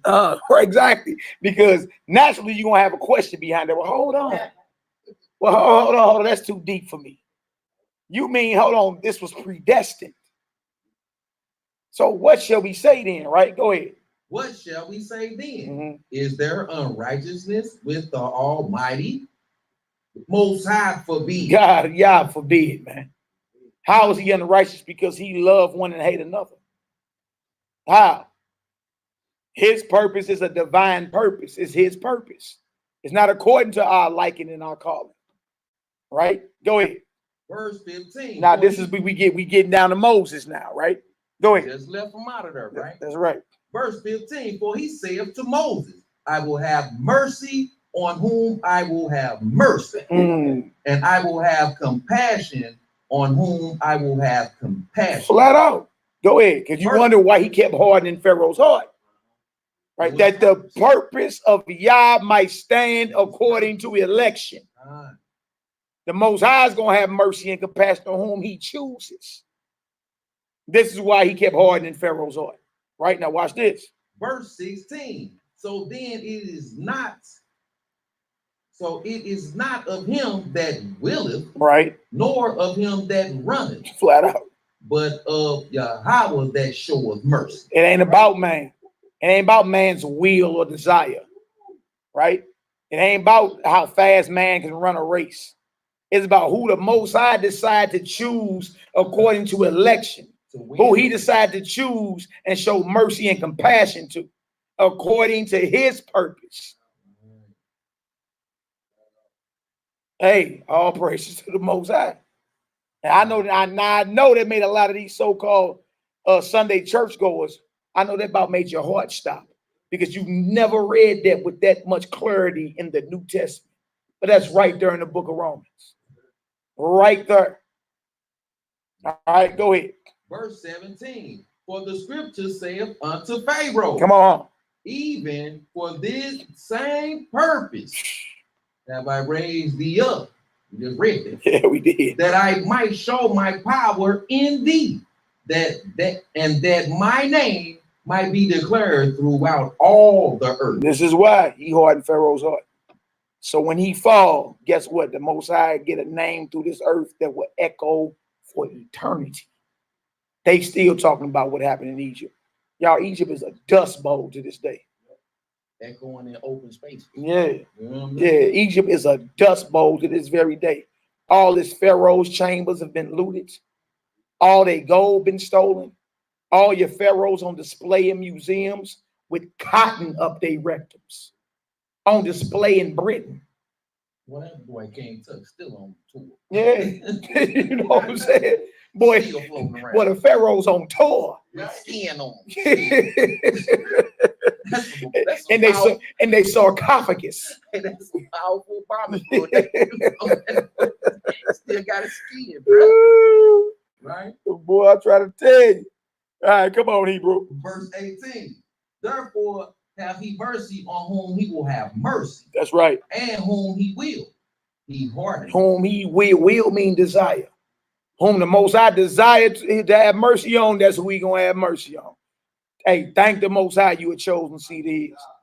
Hallelujah. Never feel ashamed of that. And whom he showed, and whomever heart he decide or desire to harden, whoever mind he desire to harden, like a Pharaoh, like a Donald Trump, he gonna do it. And ain't nothing you can do about it. Because it's his purpose. That's right. That's right. A lot of us ask the Most High, may your will be done with my life. Bro, that's it right Well, that's what it is. If you are asking him and praying that he let your will be done on earth as it is in heaven, you pray it all the time. But now when he now when he start pouring out his will and showing his desire, you Negroes want to get mad. And say, oh, that ain't fair. Well, you pray it every night, genius. Your will be done on earth as it is in heaven. And then when he start flexing his will, now you got a problem. Now you got a problem. You're a hypocrite. You're a hypocrite. That's that question. Why you do that for? Right. Why we talk? Why you do that for? That's right. Right? Verse 19. Why I gotta be like this? Yeah. Right? Verse 19. Thou wilt say then unto me, why do he yet find fault? For who have resisted his will? That's the next question. Well, then why he find fault in them then? I mean, after all, Pharaoh was acting according to the Most High's will when the Most High hardened his heart, right? Why can the Most High find fault? Just think about it. How could he find fault if he hardened his heart? In the end, Pharaoh was acting according to the Most High's will. So why is Pharaoh wrong? Good question, huh? Let's keep reading. Verse 20. Come on. Nay, but O man, Yeah. who art thou that repliest against the Most High? Who is you? Who is you to reply against the Most High? Chop. Go ahead. Shall the thing formed say to him that formed it? Right. Why hast thou made me thus? Trip off that. The Most High formed thou. The Most High formed Pharaoh. Now, can the clay say to the potter, why did you make me into this? I wanted to be a bowl. You made me a cup. He's the creator. And you the creation saying, why you make me like this? It's a vain question in the end, ain't it? Yeah, it is. You understand? It's a vain and a proud question in the end. How dare you ask the creator why he decided to harden Pharaoh's heart to destroy him? You better make sure you ain't on that list. Oh, maybe you the next one to get his heart hardened and destroyed before all. Bring it out, bro. Come on, man. Verse 21. Have not the potter power over the clay? That's right. Of the same lump, to make one vessel unto honor and another unto dishonor? Trip off that. Out of the same lump, you can make a cup, like I said, or a plate, fine china. And out of the same lump, you can make a commode, a toilet bowl. Don't the potter have the authority and the decision power to make what he want to make out of the same lump of clay? One is a vessel of honor, you eat off of it. Other vessel is a vessel of dishonor, you drop your dung in it. Huh? And it's still perfect. Because you gotta eat off something and you gotta let it out. Yeah. So it's all according to his purpose. Oh man. Man, old vain man we have become.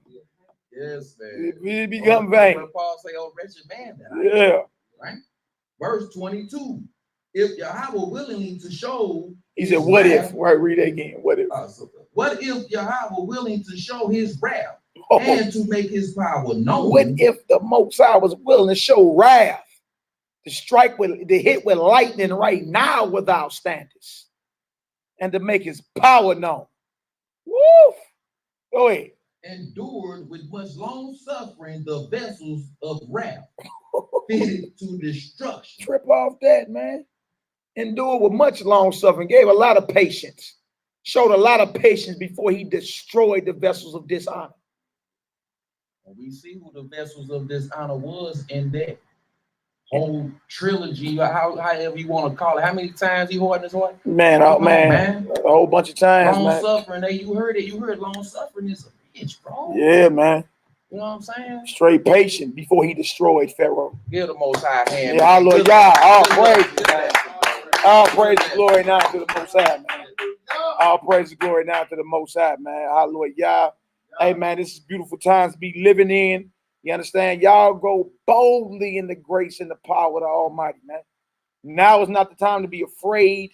Now is not the time to be shivering in your boots. Now is the time to be rejoicing, thanking the Almighty.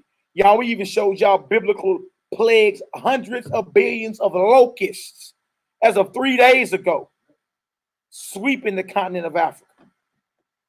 Things that we read in the scriptures, we can go right into the news today and find what we are living, the very script. You understand that we'll read. You're reading the script of the movie that you're living in. Right now. So all praise and glory now. Go wake Nehemiah up, bro. Let's tell him to find us a psalm or something, man. Now let's pray on out. I got a song. Okay. Yeah. Let's go ahead and bang on out. Beautiful. This is gonna be a beautiful and song. then we pass me that mic back there, bro. All right, y'all. We about to face Jerusalem. We about to pray on out. All praise and glory now to the Most High. Labanai Hebrew gonna pray a psalm, and then we gonna pray against the feet. He's already done. It's an instrument Right. for the children of Israel. Bro, like Nehemiah say, he loved that one he had. Yeah. Hey, we all love King David, brother. Grab one of the mics for the Bring it on out, brother. Let's get it done. All praise and glory now to the Most High. Shalom, all the family in the chat and all over the world. That's right. Scattered sheep abroad. That's right. This psalm, y'all get our swords out and turn to Psalms 105. Right.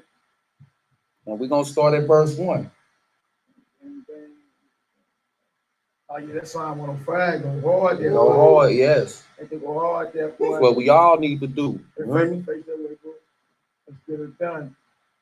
And here we go. This is the book of Psalms, chapter 105, verse 1. Yeah. Oh, give thanks unto the Most High. Call upon his name. Make known his deeds among the people. That's right. Verse 2. Sing unto him. Sing songs unto him. Talk ye of all his wondrous works. Verse 3. Glory ye in his holy name. Let the heart of them rejoice that seek the Most High. Verse 4. Seek the Most High and his strength. Seek his face evermore. Verse 5. Remember his marvelous works that he hath done. That's right. His wonders and the judgments of his mouth. Verse 6. O ye seed of Abraham, his servants. That's right. Ye children of Jacob, his chosen. That's right. Verse 7. He is the Most High, our power. His judgments are in all the earth. Verse 8. He hath remembered his covenant forever.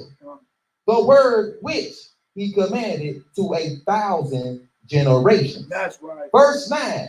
Which covenant he made with Abraham and his oath unto Isaac. Verse 10. And confirmed the same unto Jacob for a law. And to Israel for an everlasting covenant. Come on. Verse 11, saying, unto thee will I give the land of Canaan, the lot of your inheritance. Verse 12, when they were but a few men in number, yeah, very few, and strangers in it. Verse 13, when they went from one nation to another, from one kingdom to another people.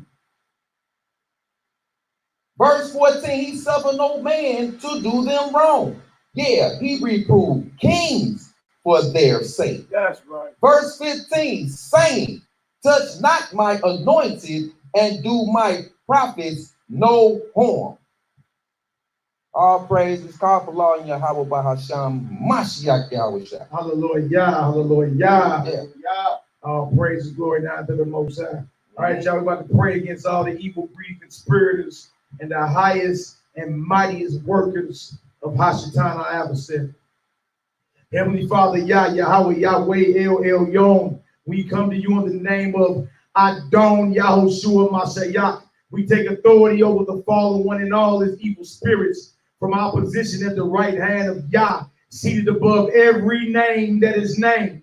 In the power and authority of Adon Yahushua Mashiach, use us as your battle axe and weapons of war to come against an attack, to break the backs and bind the strong man powerless, to break the backs and bind the strong man powerless over every heathen nation,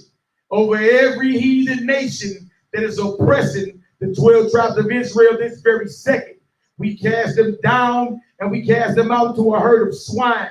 In the name of Adon Yahweh Shah Mashiach, and by his mighty and precious blood, we pray. We loosen all your ministering angels of warfare. Send forth your most militant and elite angelic warriors to break the backs and crack the skulls of the rulers of darkness. To break the backs and crack the skulls of the rulers of darkness and every principality over all the worldwide organizations, such as the 13 bloodline families of the Illuminati, the Rothschild bloodline, the Astor bloodline, the Bundy bloodline, the Collins bloodline, the DuPont bloodline, the Freeman bloodline, the Kennedy bloodline, the Lee bloodline, the Onassis bloodline, the Rockefeller bloodline, the Russell bloodline, the Van Dunn bloodline, and the Merovingian bloodline, the House of Saud over Saudi Arabia, that bloodline, the House of Windsor and the Queen of England,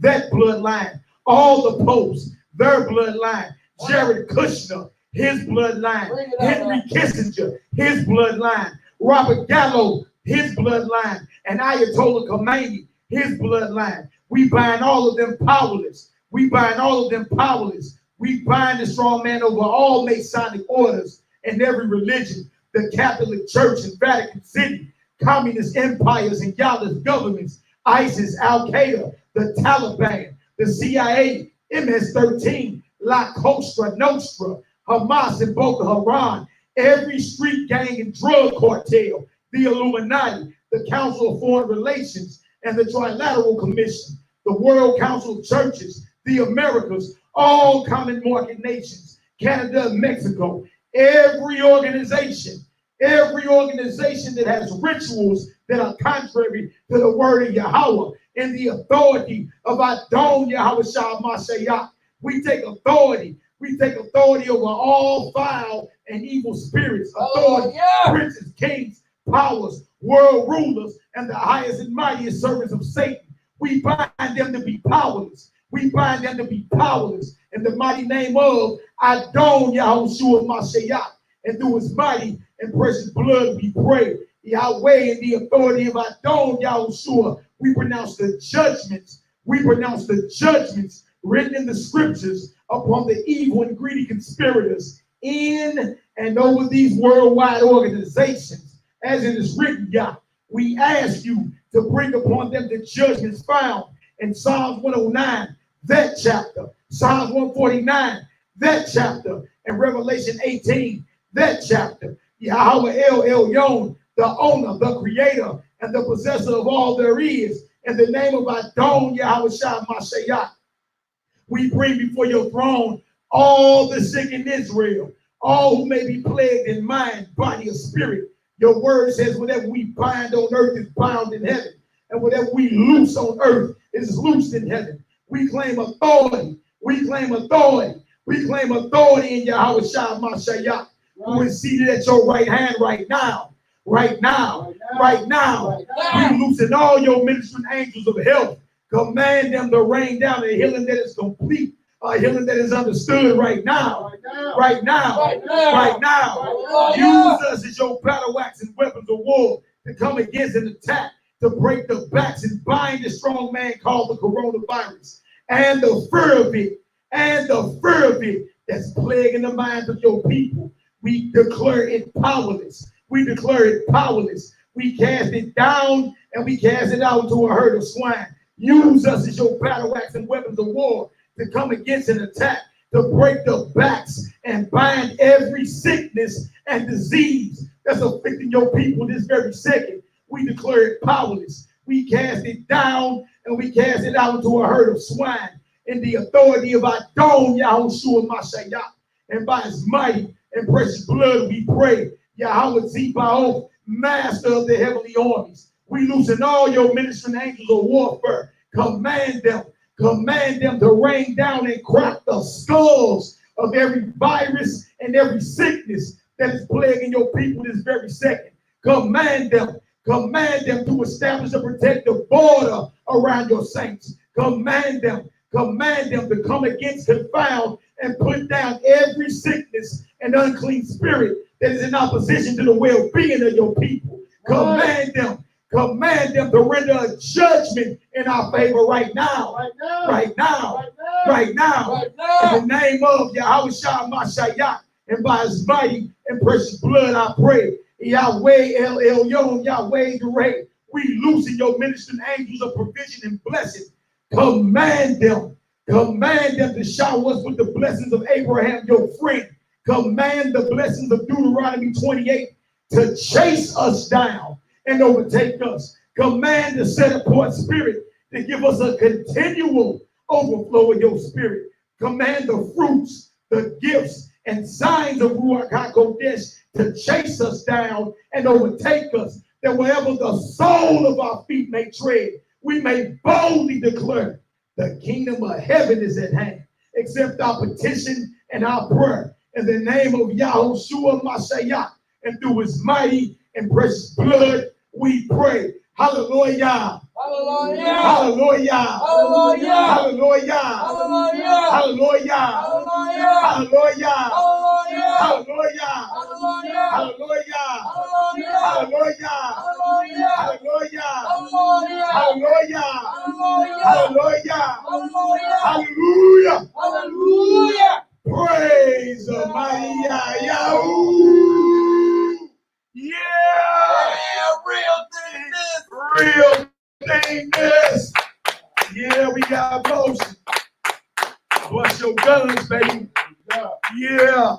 Pray till you feel it. Pray till you feel it, boy. Pray till you feel something go forth. We got motion. That's right. All praise and glory now to the Most High. If y'all got some understanding up in the chat, go ahead and throw a 12 up in the chat for all 12 sons of our forefather Jacob. Oh, man. All praise, glory. Now, any last words, my brother? Talk to us. Oh, man, that man. Good lesson, beautiful lesson. Like I always drop a comment when I'm online, man. Hey, man, it's real live in person. Like you say, That's real thingness. That's right. Good lesson.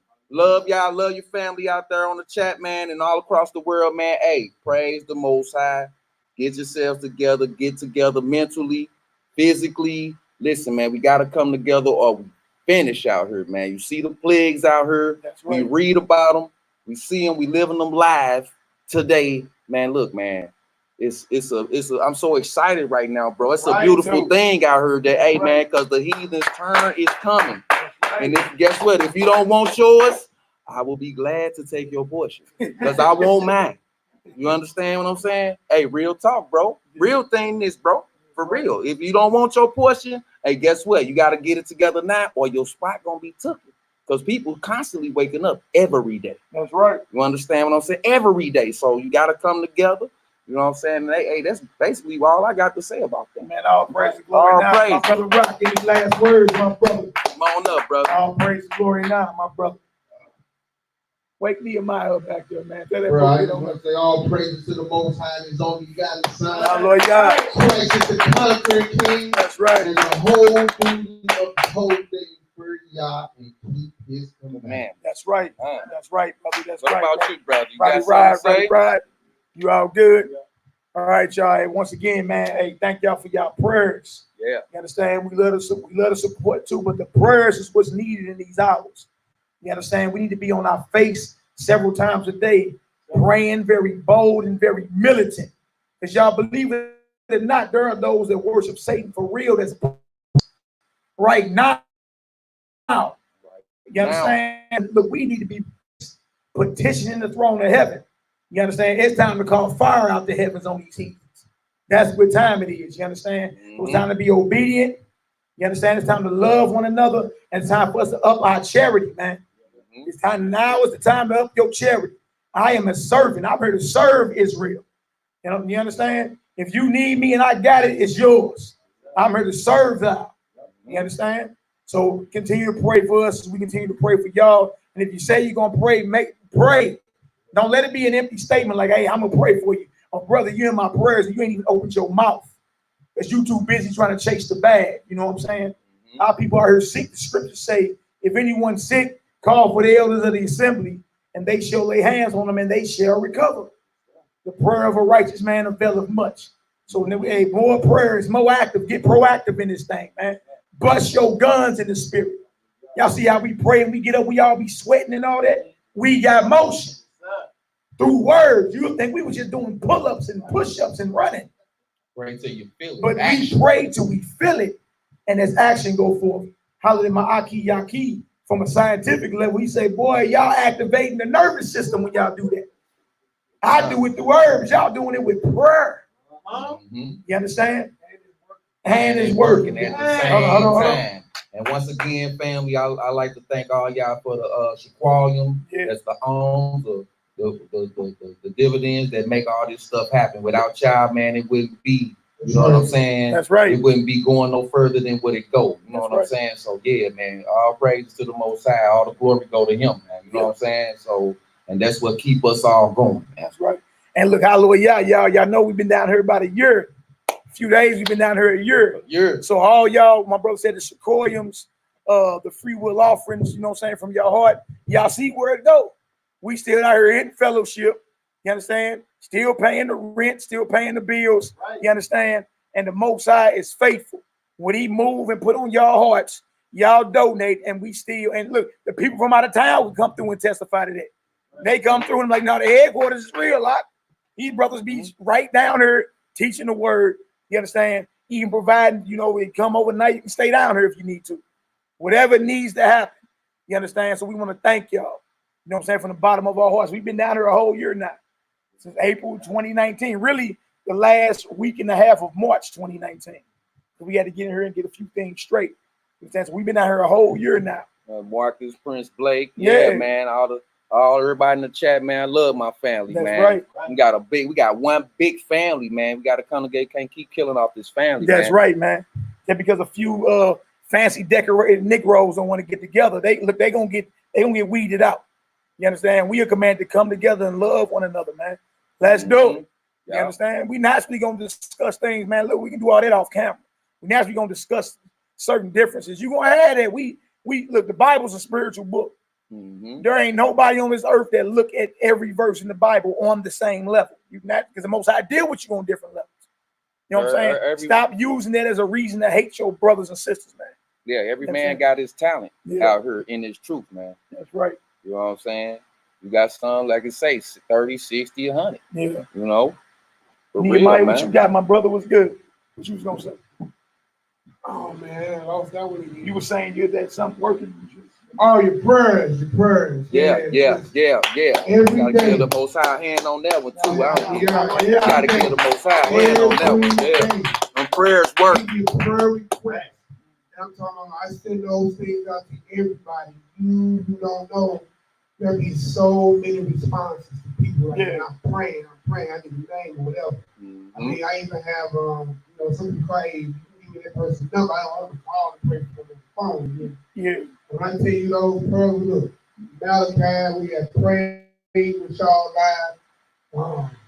We speak the names, we get a call back like in the night of the day sometimes, right back. Yeah. Say I'm here. We had one sister that was sick, she couldn't move, she was hurting real bad. I'm talking about, she didn't know what was going on. Asked for prayer, we prayed. Not even before that class was over. She was up walking. Raised Hey, out of man, bed. all praise and Hallelujah. glory go to the Lord. Yeah. Hallelujah. Here's on the other miracle part, right? Called me again and told me after she had got the test and everything that she actually had coronavirus. Wow. Actually had coronavirus. And it's gone. Hallelujah. One prayer from the whole congregation. Yeah. True story. You know what I'm saying? Another sister called about her daughter being sick. You know what I'm saying? Right next day, here it is. We prayed out the day. Prayed online. Everybody in the world. They know one person, one man show. That's right. This is the Israelite. It's a group under thing. the banner of Messiah, who was under the Most High. So I'm just saying, keep these prayers going, man. Every time I get a request, I send it out. It goes out. I get multiple replies back. I can't shut it with everybody who sends it. But people are active in making sure Israel is faithful and that's right. Like that Psalm Nehemiah. He said with 2 or 3. I'm thinking like 120 and 122. Yeah, that's what the boy we just did. Hallelujah. Hallelujah. Look. Hey, I went to 105, man. Well, look, hit that Psalm 122 and y'all go to sleep tonight. Dude. That's right. Okay, read that. Make sure I get praise that in. Glory and honor, man. You dig? Psalm 122. And, a lot of our people reaching out to, man, admitting they've been dealing with certain things. A lot of our people been dealing with certain things since childhood, man. I'm saying a lot of our people were taken advantage of by sick and perverted adults who should have been over here being stewards over us instead of pedophiles and predators. And a lot of that, and a lot of that trauma stick with brothers and sisters up into their childhood. You know what I mean? Until adulthood, should I say? You dig? But man, you can fall out of agreement with all that at any time and kick them demons about your mind. So we got witnesses, man, and testimonies, deliverances, and all that, man. But it's all glory to the Most High, not us. You know what I'm saying? It's just like when in Acts 3, where dude that was lame, Peter and them said, "In the authority of a Mashiach, get up and walk." Right? So he got up, he started praising, and everybody was looking at Peter and them. He said, "What y'all looking at us for? As if by our own power we did this. Let it be known that everybody heard, and by the power in the name of a Mashiach, this man here is whole." And they've been seeing that man. So like, bro, they've been seeing that man lame the whole time. See what I'm saying? So yeah, they looking at Paul and Peter like, me too. Yeah. You know what I'm saying? So yeah, man, that's power, man. That's power, brother. Yeah, man. You gotta honor and respect the power of the Most High. At all times, man. So it's all glory now to the Most High. Y'all love y'all indeed in truth. Most High willing, what time is it? We right back up in about 12 more hours or something, you know. And then, you know, we banging on the Shabbat all day. And then, you know, young men got the congregation. So there's probably gonna be some music playing afterwards. And good evening. All praises. Look at my baby Juju. Juju, love you, girl. Y'all willing to see you soon. All right, y'all. Love y'all indeed in truth. Shabbat Shalom. Man, y'all business. Hey, bust your guns. Psalms 122, y'all. Yeah. First off, I was glad we finished that go. That's right. That's right. Strap up a backup, y'all. Yes, sir. All praises, brothers.